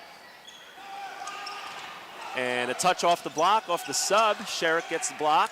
Oh, they got to call that. And they're going to call a double hit on the second contact. And that's a good break for IPFW as it ties it up 27-27. Out comes Sherrick. In comes Schweitzer, the lefty. Don need to turn a play here. They need to turn a play. 27-27. Nate Berg serving for the lead. Sunder comes up with the pass. Oh, sorry, that was Price with the pass, and that was Sunder with the thunder. Well, I don't know what Peterson is thinking there. His job is not to jump with Max in the middle. His job is to take care of the outside hitter because we're in a commit system. Well, that leads to an open line swing, and Sunder runs right down the line with the big kill. Oh. And Schweitzer, little mental error, mishit on the serve. The Dons will take it. And if ever there's a time to take the lead, it's now. 28-28. When you're at 28-28, whoever gets this point obviously has a shot at the game point. And Peterson, the freshman, goes back to serve. Good toss. Good serve. Sunder off the block. 29-28 Penn State, and it is game point. But the Mastodons have been doing a great job of siding out, and it's very, very realistic that they can side out here. Corey Stewart is up. Ollie Cook, Ben Duckworth. Duckworth has just been flat out aggressive. I'd imagine he's going to see the set here. Inside and dying. And Duckworth off the block, and the Mastodons tie it up 29-29, and that erases the game point for Penn State. It's a win by 2 here. We're back to the same situation we were at 28-28. The team that gets the point here gets the shot at the next game point. The red-hot Ben Duckworth with 14 kills goes back to serve. Big rip. 8 kills, excuse me. And Penn State hits the ball out, and it is game point Mastodons. With a timeout for Penn State. Timeout, Penn State. Yeah. And that's the smart timeout for them. They have to do the same thing that Arnie, when he took his timeout, was 1 point behind. We're at the same thing where we were at 28-28. It doesn't matter at this point. It's who gets the shot at the game point. And right now the Dons have that shot. The deal is though you got to win that by serving. And it's always easier to side out than it is to score a point. Sure. You know, you've got what you've got right now though is you've got a really great opportunity to go 1-1 with the number 1 team in the nation. And Duckworth serving. The crowd is on their feet. Crowd's on their feet. Duckworth is serving. Duckworth had a great night last night serving as well, as a good night tonight serving. So I think, you know, we've got who we want, where we want them, and we've got the right system. You know, Mark Franke, I'm sure this is where Mark Franke can excel. This is where the defensive coordinator comes in. So who do you think Penn State's going to try and get the ball to here? I think if it's a good pass, it's going to the middle for Max in the middle, number 12. And if it's a marginal pass, it's going to go outside because Corey Stewart's blocking on the outside. And you've got the setter for Penn State is up, Goaz. You've got Max Holt on the right now. Maybe they keep him out behind. Maybe they run him in front. Anybody's guess, but we got Tim Heffron saying it's going to be Max Holt. And Duckworth just misses it. That could have almost been an ace, given an inch. That clips the net and falls for an ace, but unlucky again. And we're tied up at 30-30. You can't fault Duckworth for being aggressive. You know, it's the only way you're going to beat the number 1 team in the nation. They're not going to give it to you. And Max Holt back. He's been ready, steady. Clips the net. Shanks has to put it over. Good touch off the block. This is going to be an opportunity to transition. Shank with that angle again, and somehow Penn State comes up with it. Ollie Cook. Yes. Ollie Cook. Great play by Ollie Cook. Defense by IPFW. Good defense by Penn State as well. And you've got an exciting rally. You do. You want to win those long rallies, especially at the end of the game. It's big momentum there. That's way better than just a side out. That's a confidence builder. Well, you've got Lipsitz and Price in the front row, both having very good nights. Ollie Cook back to serve. He's been targeting Sunder all night, and he does again. Sunder answers the call, though. Tip.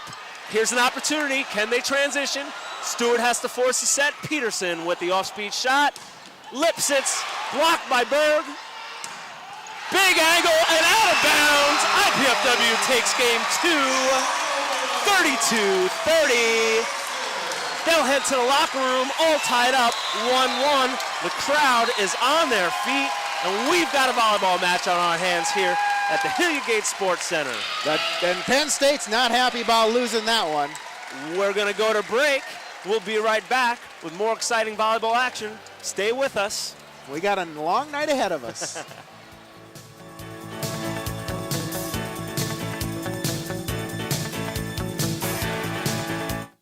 I guess I'm like most kids. I work hard, I go to class, and I want a degree that's going to mean something. I had offers from other universities, but I wanted the best out of my college choice. I wanted a great education and the campus life to go with it. Student housing, Division I sports, I found it all right here at IPFW. Hey, this is my university, my life, so it's got to feel right. I'm really glad I chose IPFW. I love it here. Go to their website. Indiana University, Purdue University, Fort Wayne, one university, two great names. What's it like when you hear your calling? Will you remember where you were?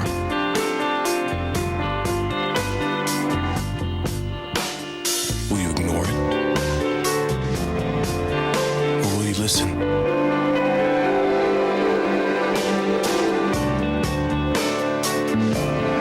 What if it calls you to go halfway around the world? To share your skills, to serve people you've never met, to do things you never thought you could.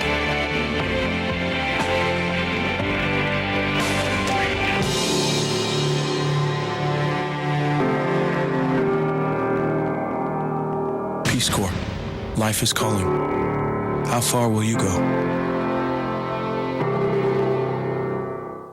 You're not going out dressed like that. New opinions are always suspected and usually opposed, without any other reason but because they are not already common. So just chill, Mom. Citing John Locke is not going to get you out of this one. Looks like somebody knows where history is happening. The Remnant Trust at IPFW, an exploration into the key ideas that have shaped the world we live in. Meet historical characters, attend lectures, films, and an exhibit of key books and writings. Find out more by logging on to remnanttrust.ipfw.edu. Welcome back, everybody, to Hilliard Sports Center. If you've been with us, you're watching a really exciting volleyball match, and if you're just tuning in, you're tuning into a really exciting volleyball match. It is all tied up here. It's 1-1. IPFW is playing the nationally ranked #1 in the nation, Penn State Nittany Lions, and they've got them all tied up, 1-1. We've got a volleyball match on our hand, Tim. We do it, and Penn State raised the level of their game from the first game where they were hitting like 333 as a team, and then they hit 450 in that game. IPFW raised its level from 200 to 400 and still came back and won that game, even though they didn't hit as well as Penn State, and that's somewhat unusual in volleyball. Usually the team that hits the best hitting percentage wins the game. And the blocking situation hasn't changed either. Penn State still is out blocking IPFW, but I think that's where hard work comes through in the end. And you saw that the Dons wanted the game more than Penn State did.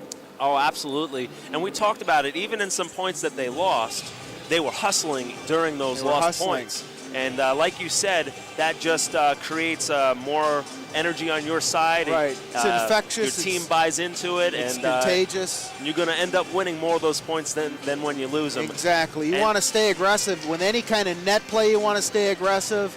With weird balls that bounce off defensively. You got to stay aggressive and go after them. So you mentioned that Penn State out-hit IPFW 450 to 400, and they're out-blocking IPFW. So where is IPFW finding those 1 or 2 extra points to win the match, win the game? Well, I got to think that it has a little bit to do with Penn State is not serving quite as well as the Dons are. And the Dons are definitely out-digging Penn State. It's 22 to 16. Yeah, they are 22 to 16, and it just feels like they're out-digging. They're out-hustling them. They're willing to outwork them, basically. Well, yeah, the Dons have just come up with some really timely digs and some timely blocks, for that matter. And there you see a great dig all the way across the court. This is game 1. And then just keeping the ball alive and getting that one extra swing. And that's what I mean by the longer the rally goes, the more likely the Dons will win that particular rally. Because we definitely have better ball control, while Penn State's trying to rely more on their block and terminate the ball faster in the rally. And there we see one of many digs by IPFW. And converting. The other thing they're doing, Tim, is they're not just making the digs, but they're converting them into kills. Right. They're getting a swing. They're getting an attack. It's one thing to dig the ball. It's another thing to get a quality attack, not just put the ball back over the net in a free ball type situation.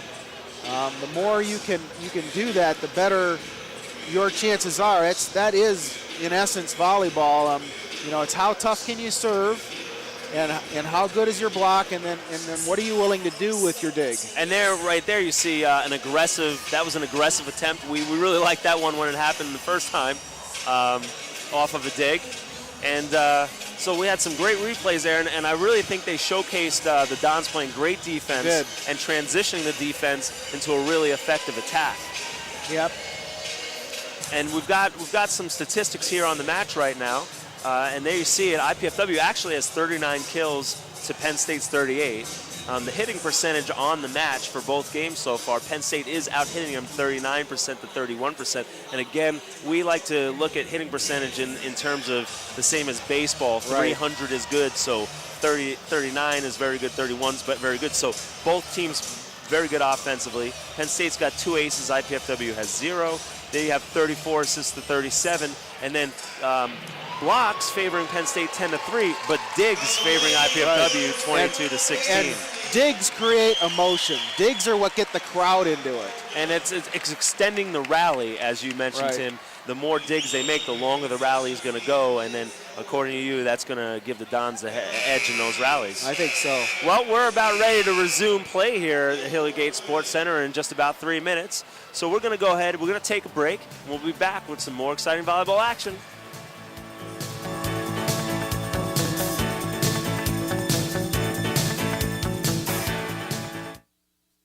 Excellence lives here in northeastern Indiana. It's reflected in more than 200 nationally recognized degrees. It drives our Division I sports. It's alive in our campus life. Excellence has a name, IPFW. Around our campus, around the country, around the world. Excellence lives here. Indiana University, Purdue University, Fort Wayne. One university, 2 great names. I can no longer make my mortgage payment. We won't be able to make our mortgage. I can't pay my mortgage right now. Life throws everyone lots of curves. Sometimes it's a loss of income or an expensive health emergency. If that happens to you, call the people expecting your payment and let them know. They'll want to work something out. So at the first sign of payment trouble, call. They can help, but only if they know you need help. To learn more, visit homeloanlearningcenter.com. That's homeloanlearningcenter.com. Shalom. Salam. Hey, what? Hey there. Apa? Mir. Shanti. Miap Changyokdi. We all want the same thing. Peace. And Rotary clubs are making it happen. Lucky. Through international scholarships for young people to promote peace and understanding around the world. Rotary. Humanity in motion. This isn't mine. Men often oppose a thing merely because they've had no agency in planning it, or because it may have been planned by those whom they dislike. Looks like somebody knows where history is happening. The Remnant Trust at IPFW. It's an exploration of the great ideas that have shaped the world we live in. Meet historical characters, attend lectures, films, and an exhibit of more than 50 key books and writings. So, will that be paper or plastic? Log on to remnanttrust.ipfw.edu. Welcome back, everybody, to the Hilliard Gate Sports Center here on the campus of IPFW. We've got IPFW hosting the nationally ranked #1 Penn State Nittany Lions, and IPFW is not just hosting them, they're playing them really tough. It is 1-1. Game 1, 30-27, Penn State. Game 2, and an emotional game 2, 32-30. Hard fought, and the crowd appreciated the win. As a matter of fact, when the Mastodons came back out, there was a huge ovation for them coming out of the locker room and getting ready to take the court for this third game. And it's important that the Dons came back and won after being down a game. When you're down a game against the #1 team in the nation, there's a tendency for teams to say, oh, we've just spent all this emotion and we've lost the game, and they tend to spiral downwards. The opposite happened to the Dons. They've picked their emotion up. They've raised their level of game even higher, even though Penn State raised its level of its game. IPFW's fight knows it has to fight harder than Penn State and is willing to do that and did that. And, now Penn State probably is going to raise their level a bit, having just dropped the game. Yeah, now we see what the Dons, if they're satisfied with that win or if they want more.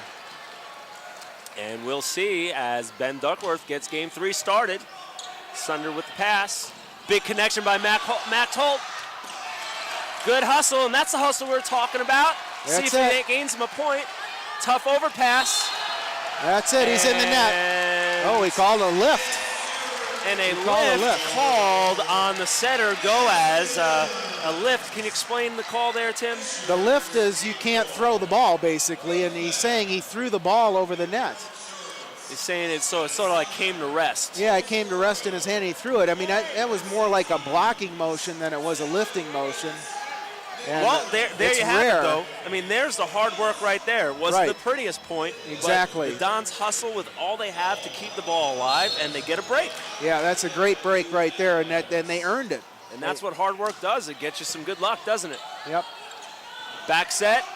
Schweitzer has to punch it with his right hand. Schweitzer is lefty. Peterson's got it. See, Peterson's a freshman, and the hitter is so off balance and out of bounds. He only had one shot, and he hit it right to his only place he had a shot. And if you have a more experienced player there, they're there ready to dig that. And Peterson's got to learn that position. This is his first week at being a right side, and soon he'll understand and learn the nuances of that kind of play. And Max Holt, who has been a pain in the neck for the Mastodons all night with his serve, misses, and that's a huge break for the Mastodons because he's been good for 2 or 3 points almost every time he goes back. He's been ripping them. Yep. Ollie Cook, great serve, forces the overpass.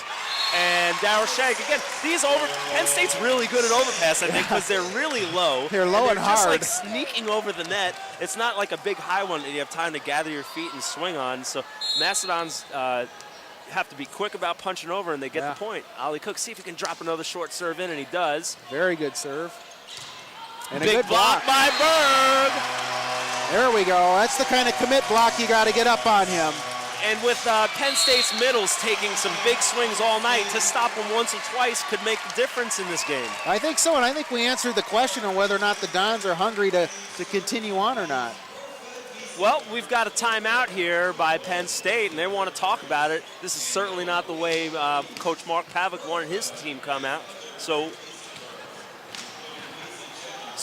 he's over there talking to his setter right now. Obviously, what I can see is his setter seems quite aggravated still about that first call, and Pavick seems to be trying to settle him down. And in the first game, it was like the Dons were on the receiving end of that kind of play, and you didn't get things going. And now all of a sudden we see Penn State. They have one of those plays, and the momentum then rolls, and they bleed a little bit, and they're not stopping it. And so we can go from that point. Well, and then that's sort of the theme of the night. The harder you work, the more breaks you're going to get. And the Mastodons could could have said, we're not getting the breaks. Yeah. We're not going to, We're not going to try anymore. Yeah, but they keep trying, and they were patient with that effort, and eventually it's starting to pay off. And you've got a 4-1 lead. Penn State with the early timeout. Coach Ball and the Mastodons have got Mark Pavlik's attention. I think the Dons have these lines, attention. You got that right. And Price. Oh, good dig. And nice block by Berg as he stays with the play, covered, swinging out of the back row, and scoring is Penn State. Good effort again. Even though we didn't get the rally, the effort within that play is contagious. And you can see the look on our kids' faces. They're into the game. They want to play. They want to compete. And that was a great effort by Berg to stay with that ball. Great line swing. Goaz with the dig. Someone's going to have to play it over. Here's a great opportunity for IPFW. Berg up. It's going to go to Shank, and he gets high hands and another kill. That was it. That's exactly what the Dons need. They're in system. They're feeling it. They feel their own energy. They're working together. Everybody's giving as much as they have. And Lipsitz turns it down towards the center. Another dig by the Dons. And a great line swing. Goaz has to make the dig again. It's going to be an out-of-system bay. And another free ball for the Dons. Can they convert 2 in a row? Peterson set a little behind him. He puts it in play, though. Tight set. Tip. Covered by the Dons. It's going to be a free ball coming Penn State's way. Here come the middles of Penn State. And Lipsitz connects this time. And you can't win all those long rallies. You can't win them all. As long as you keep pressing on them, you're going to win more than you're going to lose, and that's all it takes. Yep, we just got to stay in system on that thing. We had one offset, which kind of tilted it towards Penn State there during that rally. Good pass. Shank on from the right side. That's a great dig. You've got the jump set out of the back row by the setter, sort of a courageous type play by the libero. Yes, excuse me. The rule on that, by the way, is the libero is not allowed to set the ball with his hands from in front of the 10-foot line. So for him to make that set, he had to jump from behind the 10-foot line and make that set. Really a courageous play. It was. Peterson, blocked, covered though. Berg a little in tight on that set, and that block was just sitting on it. There's two things with that. You've got to, as a middle hitter on a tight pass, you've got to stay off the net because the setter has to bring the ball off the net, and they're not doing it. If Berg stays off the net and Corey's able to bring it back off the net, it's a very effective offense. Well, after a 4-1 timeout by Coach Mark Pavlik of the Nittany Lions, at 4-1, they have stormed back to tie it up at 5-5, and that brings us to a timeout by Coach Ball and a break here in the action. We'll be right back with more. What do college students want? That's a question we'll explore on the next edition of IPFW Up Close, when results of a recent undergraduate student survey are discussed. Most people are aware of the movie images of martial arts, but did you know there is real art in martial arts? We'll show you some examples. And we'll learn about IPFW's Japanese Saturday School, all on the next edition of IPFW Up Close, Sundays at noon on College Access Television. Welcome back.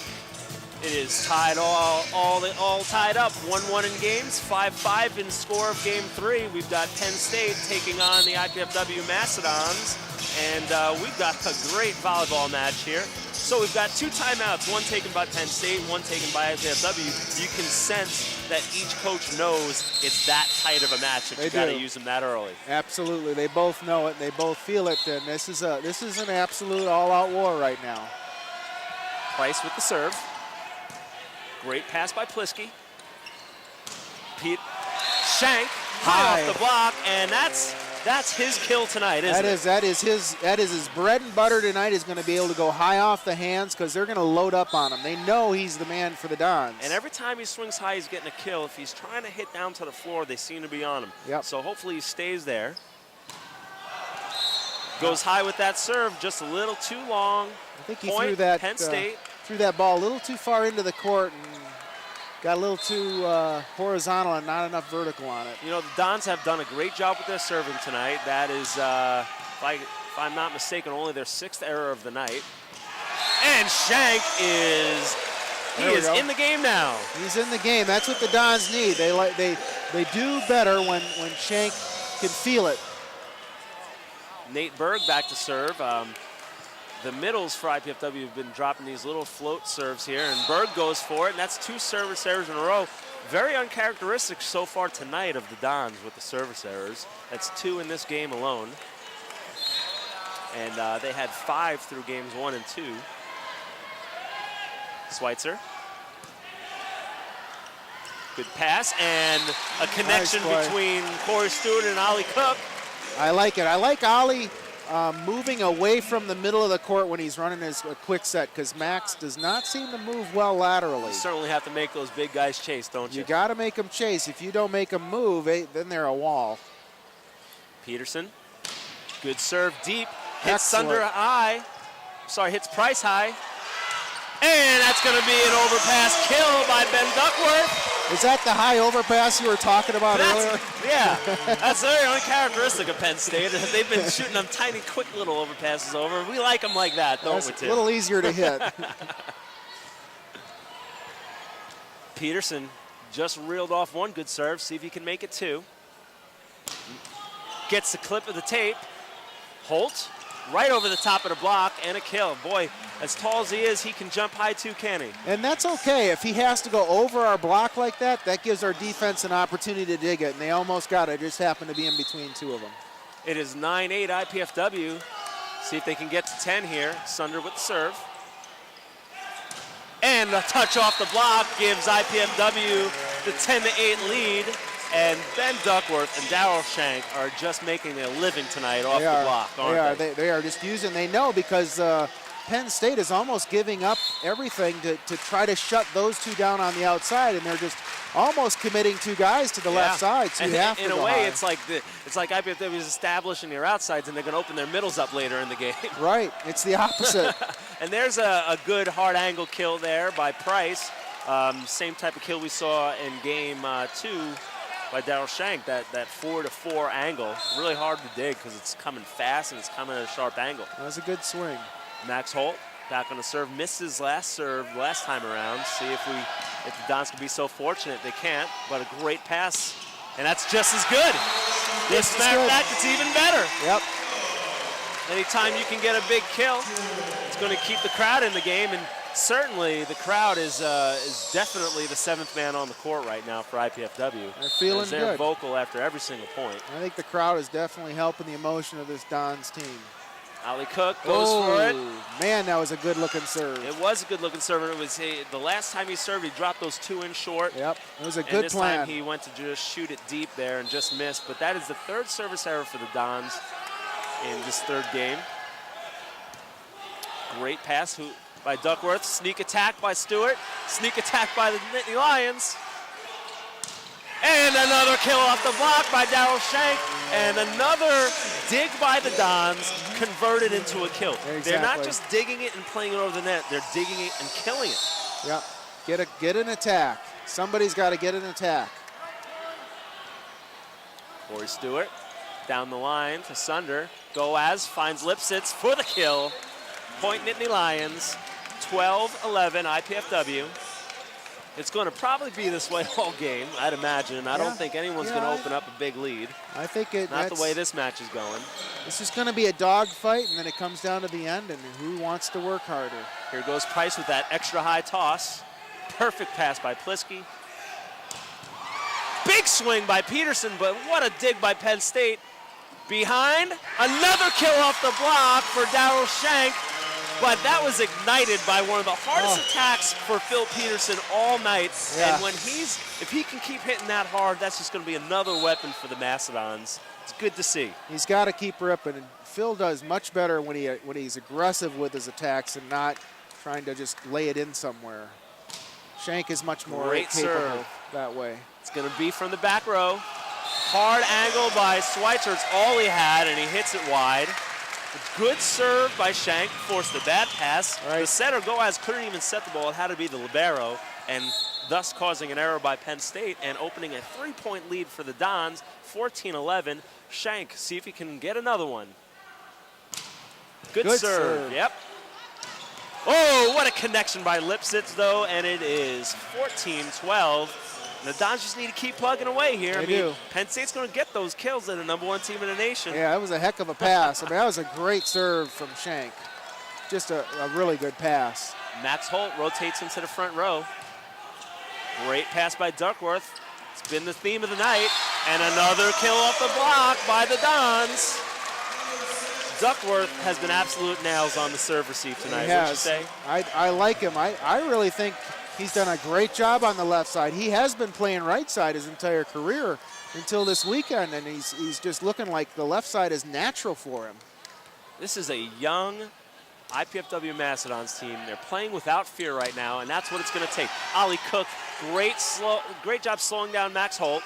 Duckworth, and no kill off the block this time as Penn State had a triple lined up, and they put him down. Yeah, they tried to pull that one down that time, and you know, that's the time when you've got to go high off the hands, especially when everybody knows where the ball's going in transition. You know, and if you're hitting for hands, you're on purpose, you're hitting at the block, so occasionally they are going to get you. Whoop, and they get that one on the overpass. And a rare passing error by Duckworth, who's been just stellar tonight on serve receive. But Penn State capitalizes with a big overpass kill by Max Holt. We've got sort of a floor timeout here as IPFW wipes up some sweat. And now they're certainly working hard to make that sweat. And the Dons need a side out right here to stop this bleeding here. Peterson, Cook, and Duckworth on the attack for IPFW. Good pass. Peterson reels off and gets the tape, but does not get the block. Point Penn State. That's and it is all tied up, 15-15. Yeah, 3 points given up here. Schweitzer, the lefty, causing some trouble on his serve. It's not a tough one. That was a tough one. Just sneaks over the net. Cook finds Holt. Big high ball here. Duckworth handles it nicely for that high of a set. And what a set by Goaz. Just getting there in the nick of time and lifting it behind his head for the great connection. And that is going to lead us to a timeout by Coach Ball. He's got to find an answer and get his team back rolling. Right. Yeah, for some reason, the Dons have really struggled in the last 5 points here with effort and energy. Well, again, the Mastodons, exciting to watch in person, exciting to watch on TV, but also exciting to follow on the web. Go ahead and check the Mastodons out. For the latest Mastodon scores and stats, they're available on the World Wide Web at GoMastodons.com. Check up on the teams, the players, and you can order tickets at the official Mastodons Athletics website as well. That's GoMastodons.com. Well, Tim, we've got Penn State jumps ahead and takes the lead for the first time this game at 16-15. Coach Ball uses his second timeout, and I think it's a good timeout. Have to stop the bleeding, and you know we just are in a bit of a funk, and it's not. I don't think anything particular that Penn State's doing. We just aren't in sync right now in this particular rotation. You know, it's just, they're sort of just stuck, like you just said, and see if this timeout can unhinge them and get them back rolling, because the energy in the gym is still high. The energy on the floor is still there. So all they need to do is get back and rolling, and that's sometimes all it takes is a timeout to. Yeah, I'd like to see a quick set to Ollie as a 31 away from the middle. It's going to be tough to do with that pass, but Duckworth. Great shot by Duckworth. Wow, threads the needle through the block, over the right side digger, beyond the middle back digger, and into that corner. And that's what they needed. And that's a great timeout by Coach Ball. Gets his team back on track. It's 16-16. Peterson back to serve. He ripped one last time he was back. Let's see if he can do it again. Another good serve. Goaz has trouble with it. Sorry, that was Del Valle. Yeah. With the libero had trouble with it. But Goaz is the setter. But in the meantime, big block by the Mastodons off the tough pass. And back to it, what you said right from the start of the match, if you can get the Nittany Lions to not set their middles by tough serving, bad passing on their side, you're going to be in business. Another, just a little long by Peterson, but there's the aggressive serve. And it's gotten the Penn State to have to set somebody aside the middles. Yeah. So it's working. I mean, there's a give and take to it, a risk reward. Yeah, there is. You can't give them easy serves. Oh, a little miscommunication between Shank and Duckworth. Haven't seen that.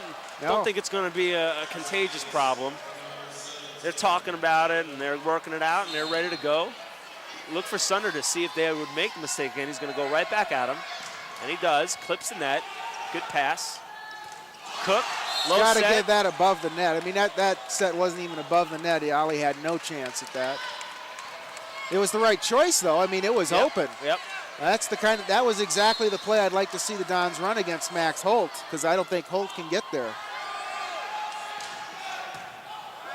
So we've got a good pass.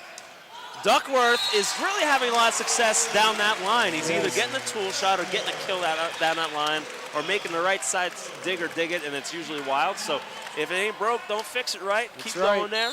Keep working him. Speaking of Duckworth, he's got a great serve, and he's going to rip one off right now. Oh, in the net, and that, if I'm not mistaken, is the 5th service error for IPFW, and that is 5 service errors in this game. That equals the amount they had in games 1 and 2 alone. Right. So aggressive serving, but right now it's costing them a little. See if they can get it back, though, with their passing. And they do. What a pass by Pliskin, a great serve. And Ollie Cook up, hanging, waiting for the set by Corey Stewart. Corey Stewart just lays it up for him, and Cook finishes. And it's always fun to rip a middle when they have an excellent serve. Oh, yeah. I mean, Penn State's thinking that's about the best serve we can sling over there, and what can we do with it? Good serve. Lipset has to pass it, and it's a good strategy making the middle have to pass the serve, but he was still able to get up and bang it down the line. Makes it 21-19. All right, so Penn State's had a couple runs on their serves. Let's see if IPFW can sight out right away here. Peterson with another aggressive swing. We like what we see out of him right now, and that's going to bring Dons back within 1 point. It's like deja vu here, Tim. We're right where we were before, just like we figured. You know, we'll come down to the end of the game within a couple points of each other here. Good serve. Good serve. Out of bad system. Set. Here's an opportunity. Good job by Peterson taking that ball. And there's Shank looking for those hands. He mishit it a little bit. He missed it a little. I mean, you know, he can't hit 1,000% doing that. It means you're going to make some errors sometimes. I mean, he's staying with it, though. We like that he's still going for those tool shots. It's what's kept him in the game to begin with. Price with the service error. 21 serving 22, and the Dons looking to tie it up. Schweitzer looking across the net, lefty, right side. You've got Lipsitz, and you've got Sunder who's going to swing from the outside on this set. And the Dons give the serve back. Just struggling with our serving right now. 23-21, and Max Lipsitz back to serve. Tough pass. Going to get a swing by Peterson, though, and he pumps it cross court. Gets it somehow past that block who was camped out on him. Excellent high hit. He had to hit it high because there was going to be 3 blockers on that because of the pass. And here we go with that familiar strategy. That's right. Let's go for a spark here. Mike Marisi in the serve. Looking for spark plug defensive player. Looking for a defensive dig here. Gets a nice deep serve, tight pass. Oh, and Holt just hammers it through the block. I mean, the block was on it. It was there. He just powered it through. I think Duckworth jumped a little too soon there.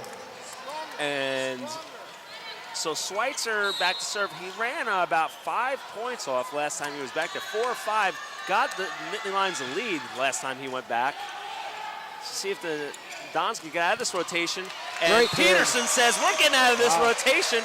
He has been clutch these last few swings. The freshman coming up big. And another defensive sub for the Dons again, trying to get that spark because they do need to score one here.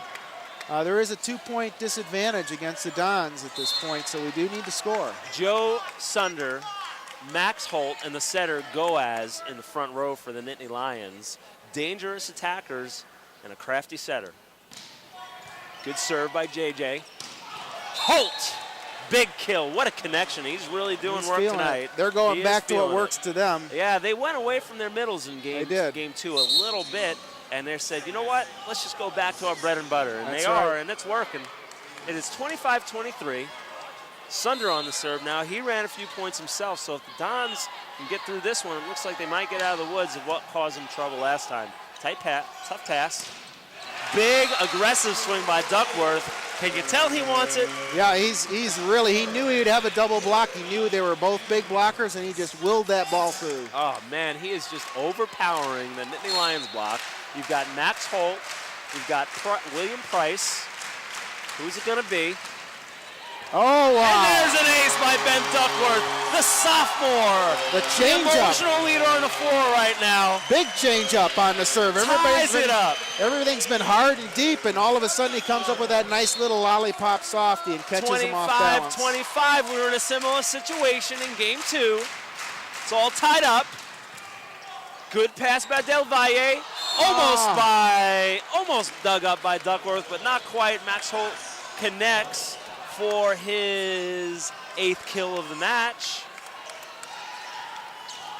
I think he's got more than 8 kills. He's got to have more than 8 kills. He had 8 kills at the end of game 2. He's had 8 kills in this game, maybe. Behind us right now.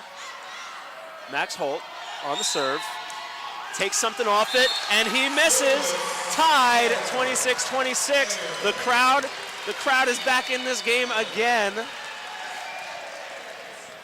The excitement, the electricity in the Gates Center is raging again. Ollie Cook on the serve. He's been really good on his serve this game. Pumps one, cross court. Another one of those quick overpasses. Triple block is going to slow it down. Here's an opportunity. Oh, no. Shank pumps it inside the block there. Another opportunity, and a rare free ball mistake by Penn State. And that's the hard work. That's the hard work. We're talking about exactly. Right there. It wasn't pretty, but we made it happen. We stuck with it, and we really worked on it. That set was really low and inside on Shank, and he did what he had to do, put it across court. court. And that's working together. You got to tip your hat to Shank. I mean, Corey Stewart is playing really hard. Let's not forget Corey Stewart was up on that triple block. Oh, man, yeah. Had to come down off that triple block, find the dig, force that set. And then Shank, appreciating the hard work, says, I'm not going to make a hitting error with this. I'm going to cut it inside the block. He does so. The natural play on that particular play is to back set it to Phil Peterson in a back row attack. That would have been the natural play, but Peterson, and he's done well, is still kind of a rookie at right side. You know, and also, though, again, I mean, Stewart coming off the block like that, he's got to turn, find where the play went. I mean, they did deflect it, so you don't get an idea. Yeah. Easier set to go outside than back. The easier set. He went high percentage there, and in this tight a game, there's nothing wrong with high percentage. No, you want to get a good swing at the ball. You know, at the end of the game, we're looking for a good swing, a good cut at it, and here's where we can force the issue another point right here. If we can score one, then we got the 2-point advantage inside out to the end of the game. So we're in the driver's seat right now. And Penn State is just quiet on their side of the court. The Dons have a lot of energy. This is very exciting right now here in the Gates Center. And out of the timeout, Cook with the serve, overpass, and a bad break. A bad break for the Dons as Penn State somehow gets that overpass just to go off the block and land just off their backs there. But it's 27-27. The Dons are very energetic right now. Let's see if they can have another aggressive kill. Tough pass, nice set by Stewart. Good swing. It's going to force an outside set. The block is on it, and high hands this time for Price, and it's going to be a kill. That's too bad. The Dons needed a better. Corey's got a problem with his hand, it looks like. Seems to have some tape on his hand, and getting deflected off the block there. They're banging his hand with that swing. Stewart's tough, though. They need this kill here. It's 28-27 Penn State, and they're going to get a good swing. It's going to have to be a tight set, and Pliski's going to run it down. Stewart has to just free ball it over. Lipsitz is going to swing, and he's going to connect, and Penn State came out of that timeout angry. And Stewart seeming to have some He's trouble got with his hand. a new issue with his hand, and he has to come out. It's not the time you want to sub in a brand new setter at the end of the game against the #1 team in the nation. Well, a freshman, no less, Dan Mater, is going to be asked to save this game as Stewart gets attention by trainer Dan Fox. Unfortunate for the Dons to have an injury to their setter. Mater with the set, touch on the block, swing by Berg, kill, and it is 28 serving 29. Hanging in the game. And Dan Mater, coming off the bench cold, makes a nice set to Peterson. Now he's going to have to go back and serve. And he's got to score a point. He's ice cold coming off the bench. This is pressure. This is a lot to ask of a freshman. What does he have? Great serve. They're going to have to kick it out.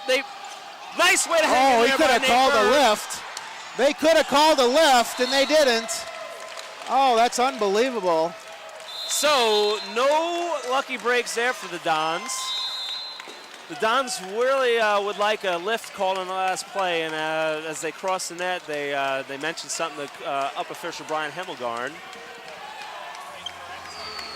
Well, it is a war here. It is a war, absolute Penn State war. takes game 3, 30-28, and you can imagine game 4 is going to be just as tight, and we'll come back for game 4 in just a moment. We're going to take a break, and we'll be back after these messages.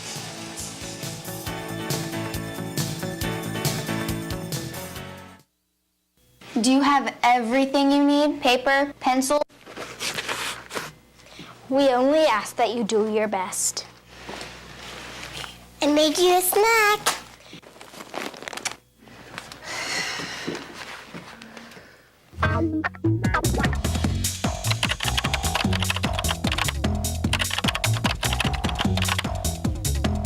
Indiana University, Purdue University, Fort Wayne. One university, two great names. Diabetes is a killer. After I was diagnosed, I didn't feel sick, so I didn't listen to my doctor. Then it struck. I had a heart attack, then a stroke, and I was only 49. People with diabetes are 2 to 4 times more likely to suffer a stroke than people without diabetes, and many who survive are severely disabled. Don't let diabetes destroy your life. Learn how to reduce your risk of stroke. Call for your free diabetes survival guide.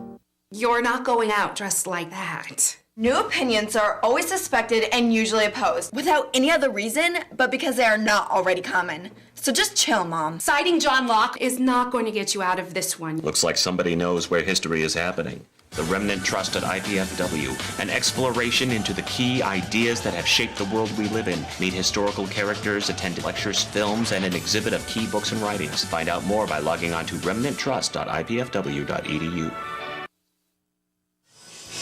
Welcome back to the Hilliard Gate Sports Center. Here we've got some really intense and energetic volleyball action between the IPFW Mastodons and the Penn State Nittany Lions. Penn State ranked #1 in the nation, but you couldn't tell that by the way the Dons are attacking them. They couldn't care if they're #1 no, it doesn't or matter. 100. Penn State is facing a mighty aggressive IPFW team right now. That's right. And it is 2-1, Penn State, but they're very close games. They could go either way for both teams. And you're seeing some of the really intense, tight action right now. Tim, why don't you talk us through some of these replays? Well, this is near the end of the game here as they get that play, and then I think this is the play that I couldn't believe they didn't call a lift. No, we don't get to see that one. But the Dons are still fighting hard. Both teams have maintained their level of play. The Dons are still hitting 360. It's not like they've dropped off at all. I think the difference in that particular game was the service errors for the Dons. Really had far too many service errors for the level of their serve. If they're going to have that many service errors, they got to have a lot of aces to go along with it. That's right, Tim. You're talking about every game so far. Game 1 decided by 3 points. Game 2 decided by 2 points. Game 3 decided by 2 points. It's just going to be one or two little things that make the difference. And there, the Mastodons made 6 serving errors. They had made 5 in games 1 and 2 collectively. So they exceeded their service errors in games 1 and 2 in just one game. 6 service errors. Yeah. So that's 11 total. And actually, Penn State scaled down their service errors. They had 10 service errors in games 1 and 2, so we're averaging 5 a game. And then in game 3, they made 3 service errors. So Right. they reduced their service errors, and IPFW doubled them. They were clearly trying to serve the ball in more in that last game Right. than tougher like they were in the first 2 games. Both teams playing as hard as they can. And, you know, the Dons also caught a little bit of a bad break. I mean, the setter for IPFW, who's been playing a really gritty match, Corey Stewart, had to leave the game at the very end, right in the most important part of the match with a hand injury. Yeah, I mean, it's just... that's like a quarterback hurting his throwing hand. Yeah, you know, at the end of the game, you just, what are you going to do with that? So hopefully they've got that solved. Well, Holt steams one over. Plisky has to handle it. But off the triple block, and that's a huge point. I mean, it's point 1 of game 4, but it's a huge point because anytime you can fight a ball through a triple block. It's good for the confidence. You believe you can do anything when you can go through a triple block. And we talk, it's the little things, it's a point here, point there. Well, that could have easily been Penn State's point. They had a triple block camped out. So we're going to put that one in our pocket and remember it down the stretch. And Lipsitz, who's got that great cutback shot out of the middle, Peterson, he hit his body. Hit that right where Peterson should have been as a defender, and he's just not used to that right side position yet. It's clear. And it's not an attack you see too often by Middles. Middles, it's very hard to cut that ball way back across your body on such a sharp angle. Nice dig by Del Valle. Sunder gets a kill off the triple block there, so now that's a wash. Each team has fought a ball through the triple block. You know, I'm not sure about Corey's hand. I don't think it's recovered. I think he's got to come out. And no, you're not sure about it, and neither is Coach Ball. I mean, clearly he is struggling with that hand. He can't block like he normally would. And that's, you know, you think about it, he's got to make those sets, but you're right, Tim, also just getting banged by the ball in the block. I mean, that's got to be tough. And Mader is called upon to do the work. Dan Mader, the freshman. And he gets it done. He handles a tight pass, smartly tips it into the block and recovers it, then swings it to the outside for the deflection kill off the block. Well, the freshman's going to get a huge opportunity here to make a difference, to come up with what could be a big career boost for him in his short career here at IPFW. Whoa, and a very, very rare error by Matt Plisky, who is just as solid as they come on defense. You're not going to see that again in this game, I guarantee that. And that makes it 3-2. And both teams making some mistakes and some errors early in game 4 here. Who's going to clean it up sooner?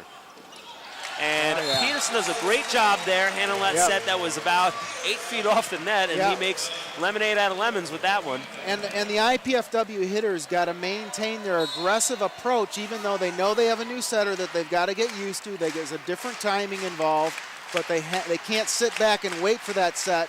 They got to go after it like they know where it's coming. The Dons on the serve forced a roll shot. Peterson with the outside set.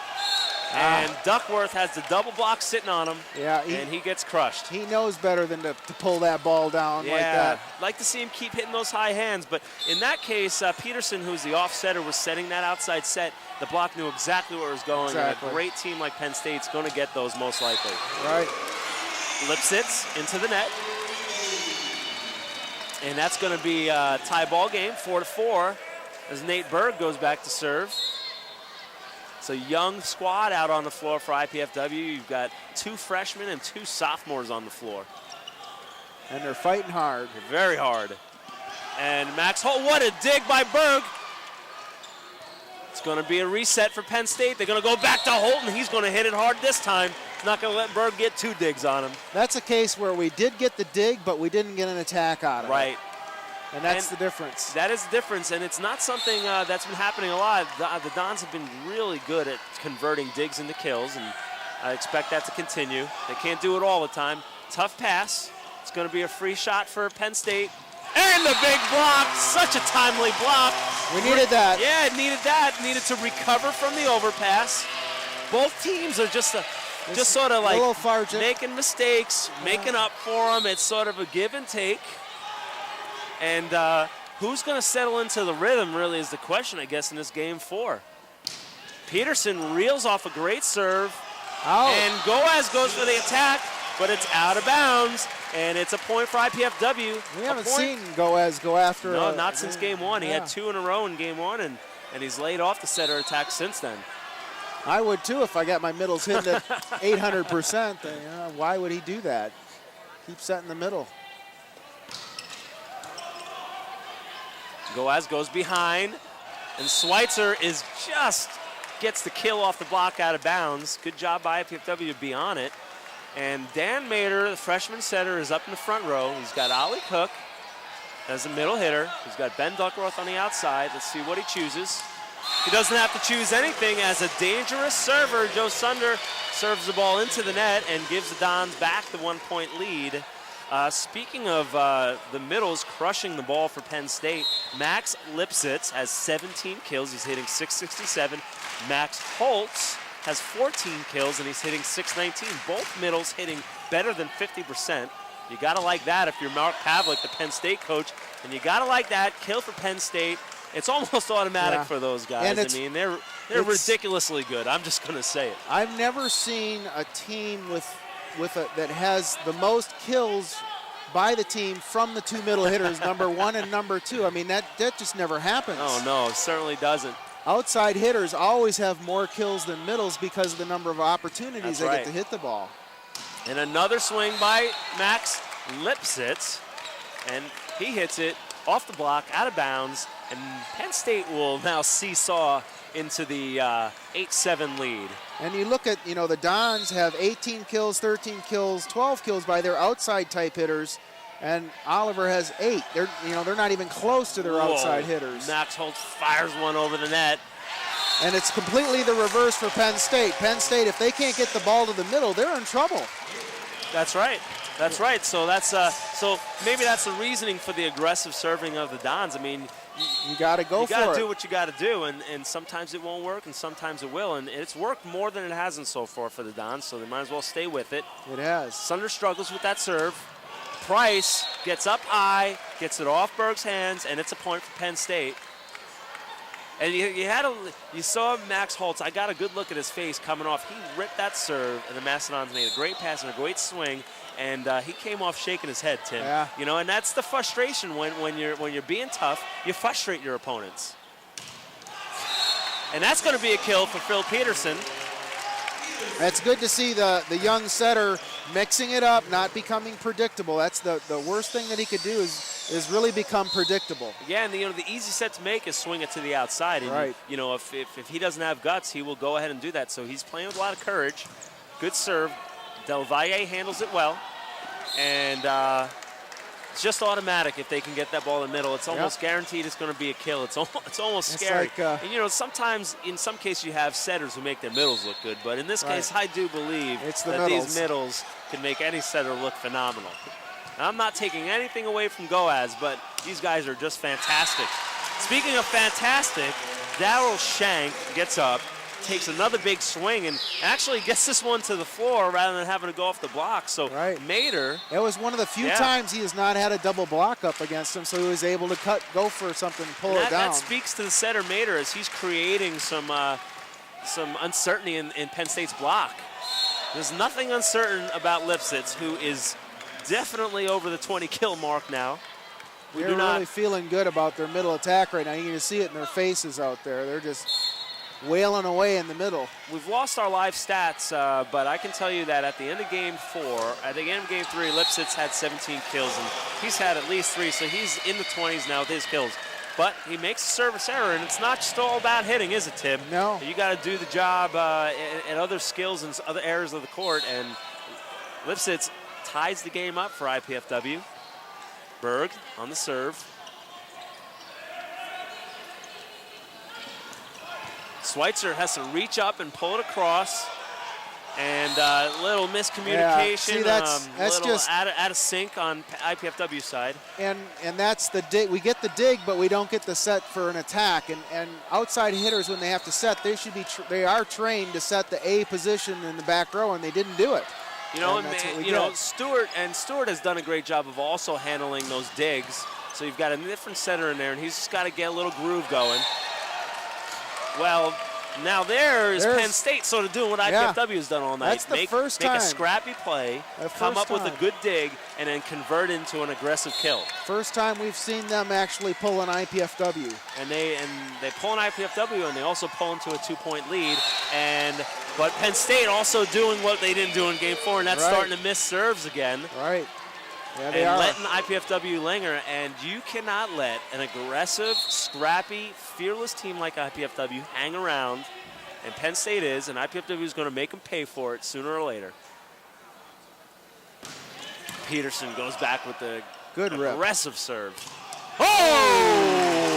Big block by Duckworth and Ollie Cook. And that serve set up the fact that they could not get the ball to their middle. So Phil Peterson, even though he didn't block the ball, he sort of created that block. He created that opportunity. By that serve, he created that opportunity. You got to appreciate the courage by the freshmen on the court, Mader and Peterson. And Peterson goes back and misses his second serve, giving the Penn State Nittany Lions a 14-13 lead. The Dons settle into their receive as Sunder goes back. Takes something off his serve to get it in. Opportunity for the Dons. Low set. Peterson almost gets the block, but doesn't. Goes out of bounds. And that's going to be a point for Penn State. And that's going to take us to a timeout, a media timeout. It's 15-13. Penn State leads the Dons 15-13 in Game 4 and 2-1 in games. We'll be right back after these messages here at the IPFW Gate Center. Life is good, but with a master's degree from IPFW, it could be even better. You could land a promotion, earn more money, become a leader in your field. And IPFW makes it easy. With affordable tuition, night and weekend classes, and more than 20 graduate programs from business to education to public affairs and more. Become the master of your future. Indiana University, Purdue University, Fort Wayne, your graduate university. Welcome back here to the Hilliard Gate Sports Center on the campus of IPFW. We've got Penn State in town playing the IPFW Volleyball, and there you saw a big block by the Mastodons. That's what we can do.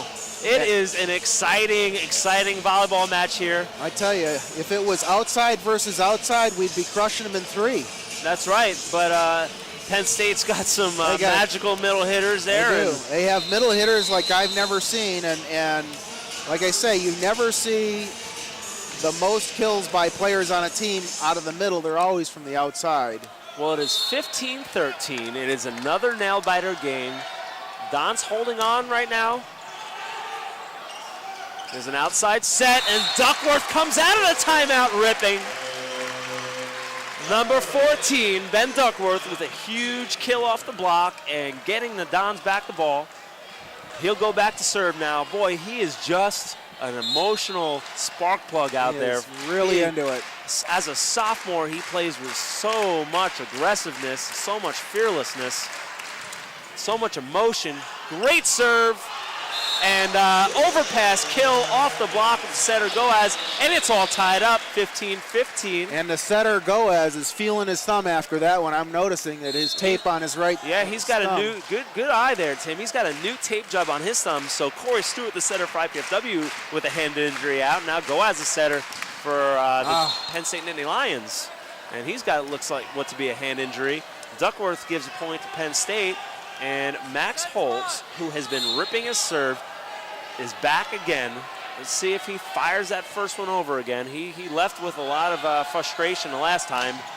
Man, that is a great serve, but a great pass, but an even better block. Yeah, so great, too bad. Amazing. I mean, Mader there was just too predictable going to Shank, and he had both the middle and the right side totally open. You know, and on a great pass. You know, it was a really good pass. It was very, very high, and a young setter might be a little worried, have too much time to think maybe. Right. But he's got to change up his choices. And the IPFW Mastodons get served off the court there, and Coach Ball calls a timeout. Penn State jumps out to an 18-15 lead. Coach Ball uses a timeout to try and settle his boys down.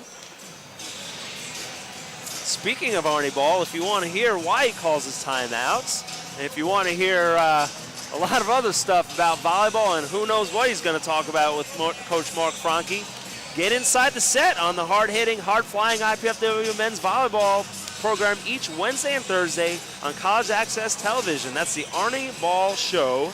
Coach Arnie Ball and his assistant coach Mark Franke bring you scores and highlights, talk about the matches, the competition, and introduce you to usually a player or a special guest. And it's all on the Arnie Ball Show, Wednesdays at 6 p.m. and Thursdays at 7:30 p.m. on College Access Television. I certainly would like to hear what Coach Ball's saying right now in his timeout. Yeah, he's firing his boys up. He's trying to put some confidence in young Dan Mader, who's been thrown into the fire. Yeah, he's been heaved a great, huge amount of responsibility right now onto his shoulders. Very difficult. You hope he can rise to the occasion. You have to appreciate the effort by this young Mastodon squad, though. And it's got to really get you excited for what could come later in the season and what could come later in this game. That's right. Bodes well for their future.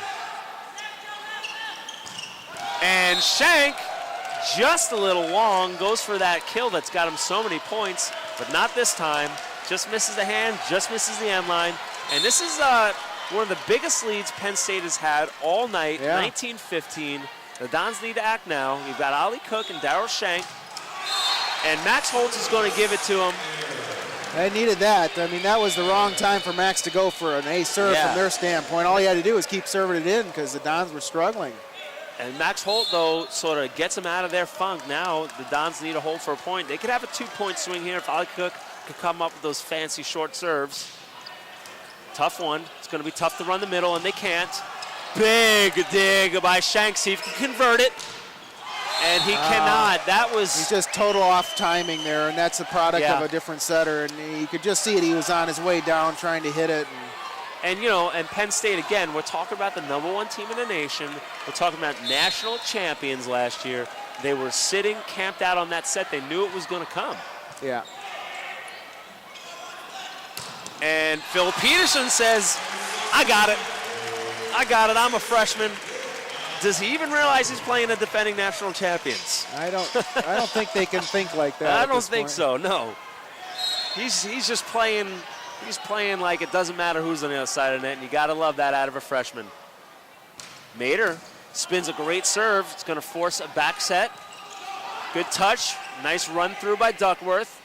Back to Peterson, who makes a very, very smart play on a somewhat questionable set. Yeah, that was the right choice. It was just it was the right choice. He just didn't execute it that great, and that's all right because it's a team. Right. And not everybody has to do it all. And Peterson showing sort of veteran-type poise there, tipping it into the block and out of bounds.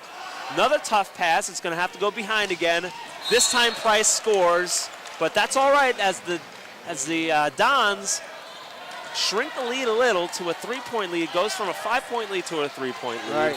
It's 21-18, and they just chip away. Good high toss, nice serve, great pass by Plisky, and a high swing. There's Shank going back to that high swing. Del Valle looking for the hit down, and instead it hits him high, and he shanks it behind him. Yeah. Shank serving. And that's a bad pass. This is another opportunity for the Dons. Come on. That's great a play great by play. Berg. Too predictable. Duckworth off speed, trouble, opportunity. Miscommunication. Mader recovers. Duckworth just powers it through the block. Good fight. And it is 21-20, and the Dons are creeping back into this game. 1 point. 1 point is what we've got for the Dons deficit. The Dons had to struggle through that one. Mader took a ball he probably shouldn't have, but they fought through it and got her done. And Duckworth, Shank, feeling the energy of the moment, fires one a little deep. But right now, I like where the Dons are emotionally. I mean, they're back in it emotionally. They're back in it emotionally. They were like trying to find themselves early in this game, and they're back. They're sort of back in their comfort zone, and that is trouble for Penn State if they can stay there. Mater chases it down, and Duckworth just again had that huge block just waiting on him. And Coach Ball again senses the game maybe slipping a little, calls timeout, and another good timeout by Coach Ball. Yeah, he has to. Yeah, we saw early timeouts in Game 4, and he was able to keep it close. And Mater is just trying to make the ball hittable at this point, and he's kind of given up on any kind of choosing based on the situation or choosing being deceptive. He's just trying to make it hittable, which is letting their block get even better. And, you know, and I've said this, I just said this a little bit ago, it's Penn State. Yeah. They're national championships, and you've got huge Max Holt in the middle there. If you can just let him walk over and sit out there, he's going to take care of business. Right. Well, speaking of great volleyball, you've got the MIVA, Midwestern Intercollegiate Volleyball Association. You've got IPFW sort of hovering in the middle. I like what I see tonight. You've got Ohio State out to an early 3-0 lead in the conference. Ball State 1-0, Lewis 2-1. IPFW sitting there 1-2. But I'm going to say it's a sneaky 1-2 because I got a feeling we're seeing them turn a corner on themselves this season. I think so. I think if the Dons play like this for the rest of the MIVA, they'll be just fine. Just fine. Coach Ball has a way of getting his team to just continue to improve as the season progresses, and that shows tonight as Peterson gets a piece of the block, maybe the digger. See that, and he's got to do that. He's got to force that ball, and I wish he'd do it in transition too, because it's just as open. Yep. You know, and that's just Dan Mater, the freshman setter's got to trust that Peterson's going to continue to do that. He picks his 17th kill up of the game. You've got Daryl Shank actually leading all teams, all players with 24 kills. Max Lipsitz has 22. But young Phil Peterson got himself his 17th. And Max Holt connects, speaking of 17 kills, connects with his 17th kill of the match. Right. So and, the Dons actually, because of I think Mater has come in, the Dons, their hitting percentage has slipped a little bit, but their energy is not. Their energy is not, and Mater is starting to play with a little more confidence, as are the Dons. Good pass for Shank. Mater looks for Peterson, who almost gets the deflection off the block, but it lands just in bounds. And Penn State really has picked up their blocking in this fourth game, partially because they're bringing the heat a little more, they're getting the Dons a little more out of system, and are able to just collect on the ground and go up strong. Shank with a good pass. Duckworth blocked again, and Max Holt has just stepped it up down the stretch here. It's and the Dons have they're starting to lose their confidence with Mater. I can just see their approaches aren't as dynamic. They're worried a little bit about where is the set going to be, and you know, Mater's not quite as dynamic as Corey's sets are, and so it's a bit of a struggle for the Dons right now. And called upon right away. Called upon right away is substitute Eric Hardick. And Max Holt has just said, I want to win. Yeah. And he has. He's had several blocks in his ride in the front row here. He's had 2 kills in a row now. Max Holt is putting Penn State on his shoulders and trying to take him home. Plisky, great pass out of the back row. And there's a difference that we haven't seen a back row attack by the Dons in quite some time. That's one of the tools that Mater has, and you know that's the first time we've seen it. It's too bad that we couldn't see a healthy Corey Stewart go against this Penn State.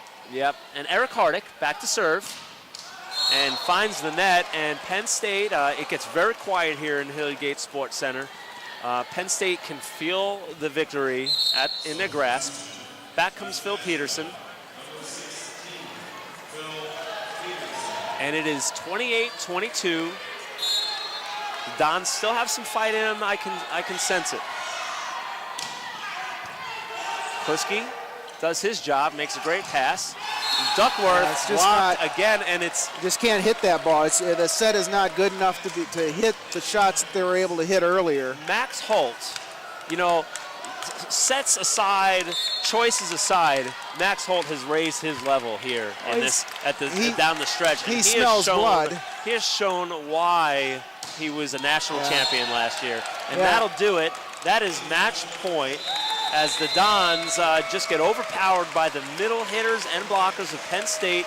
Great fight by the Mastodons, but Penn State hangs on in this hard-fought match to win 3-1, take game 4 30-22.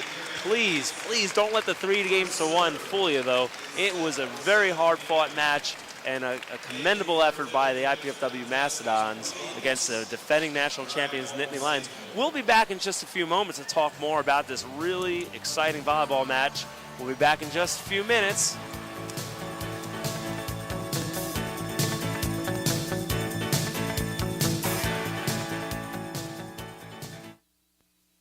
I've gone away to a college where the class size is small. I've gone away to a college with a beautiful campus. I've gone away to a college that cares about diversity. I've gone away to a college where I get to live in my own apartment instead of living in a dorm room. I've gone away to a college that really isn't that far away at all. I go to IPFW. IPFW. I go to IPFW. To find out more about college life at IPFW, go to our website.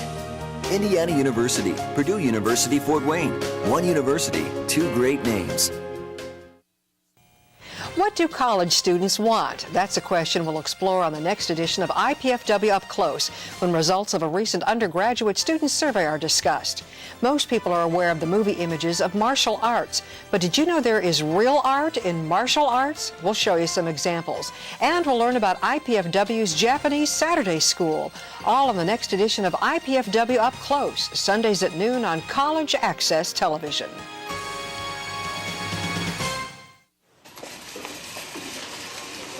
This isn't mine. Men often oppose a thing merely because they've had no agency in planning it, or because it may have been planned by those whom they dislike. Looks like somebody knows where history is happening. The Remnant Trust at IPFW. It's an exploration of the great ideas that have shaped the world we live in. Meet historical characters, attend lectures, films, and an exhibit of more than 50 key books and writings. So, will that be paper or plastic? Log on to remnanttrust.ipfw.edu. Welcome back to the Hilliard Gate Sports Center. I'm Steve Florio, joined with Associate AD Tim Heffron, and we've just watched a very, very good volleyball match, a very competitive volleyball match between the IPFW Volleyball and the defending national champion Penn State Nittany Lions.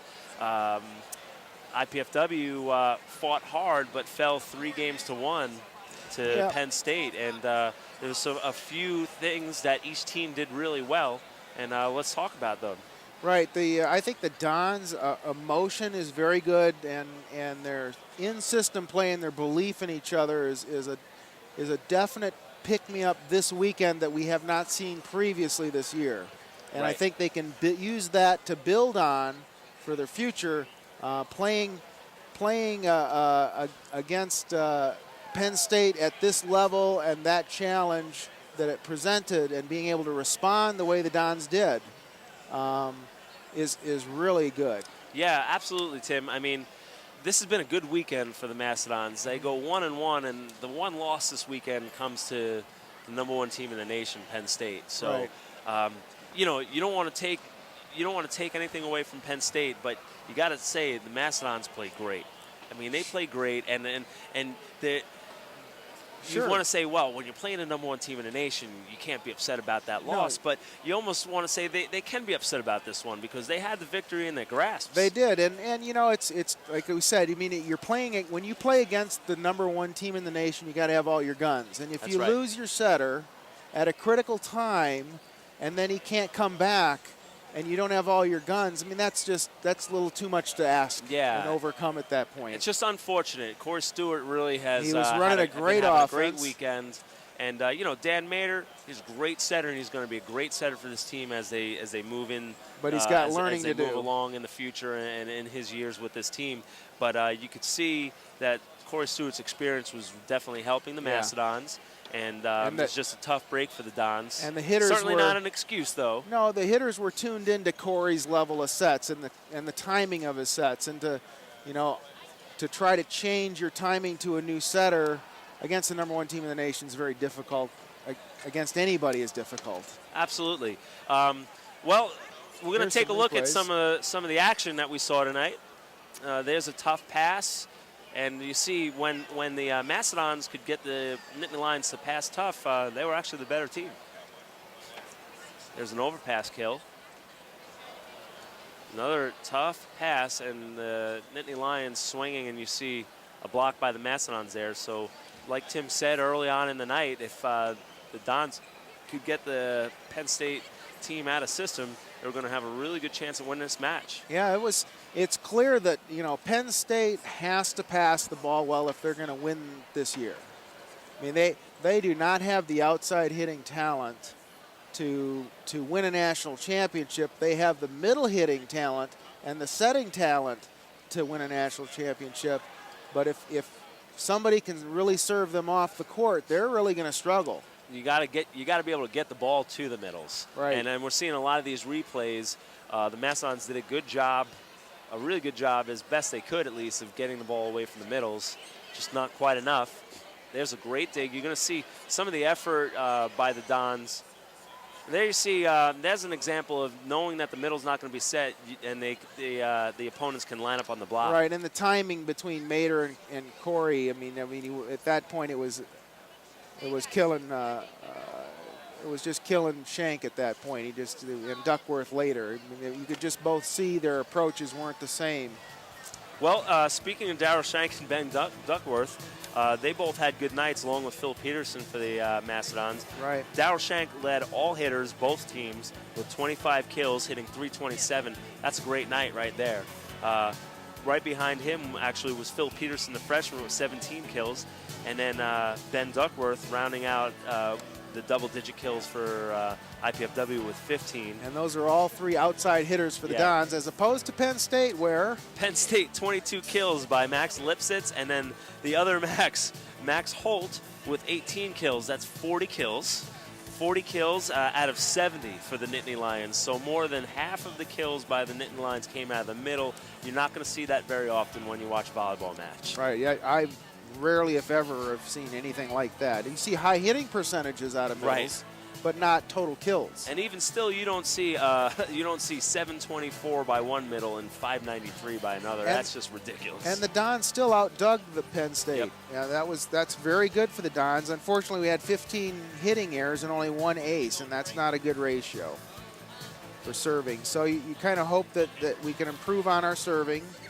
Our defense is great. We were getting some swings off of defense, and everybody's contributing like a team should. So I think, like we've mentioned, I think we're in good shape for the future here. Yep, absolutely. Really proud of the effort by the Mastodons tonight. I hope you at home are proud of the effort, and hope you enjoyed a great match by the Dons. And I hope it encourages you to come out and watch more, tune in and watch more matches, because I think the Dons, this young team, have finally found their game. I think they finally turned a corner here. I think they have. They've found the lineup. They switched their lineup around. They've swapped Peterson and Duckworth positions, and you can just see that the attack is much smoother. Corey has established himself as a nice setter, and I think we're in good shape now that we've got this lineup. It's been a great weekend for the Dons, and you can see 72 kills versus 70 for the Dons, but the hitting percentage is part of the tail of the tape there. Is .415 hitting percentage, due in large part to those outstanding middles.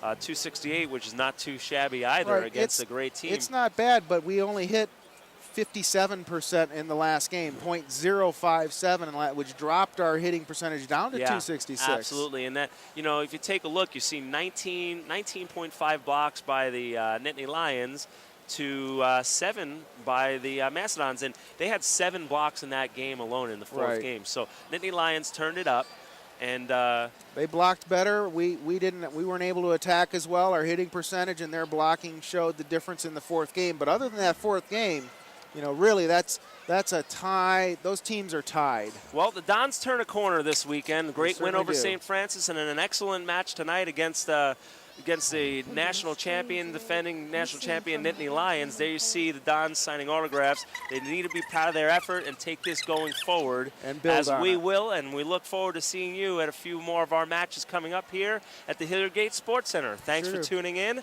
I'm Steve Florio. This is Tim Heffron, and we appreciate you tuning in tonight. We hope you enjoyed the match.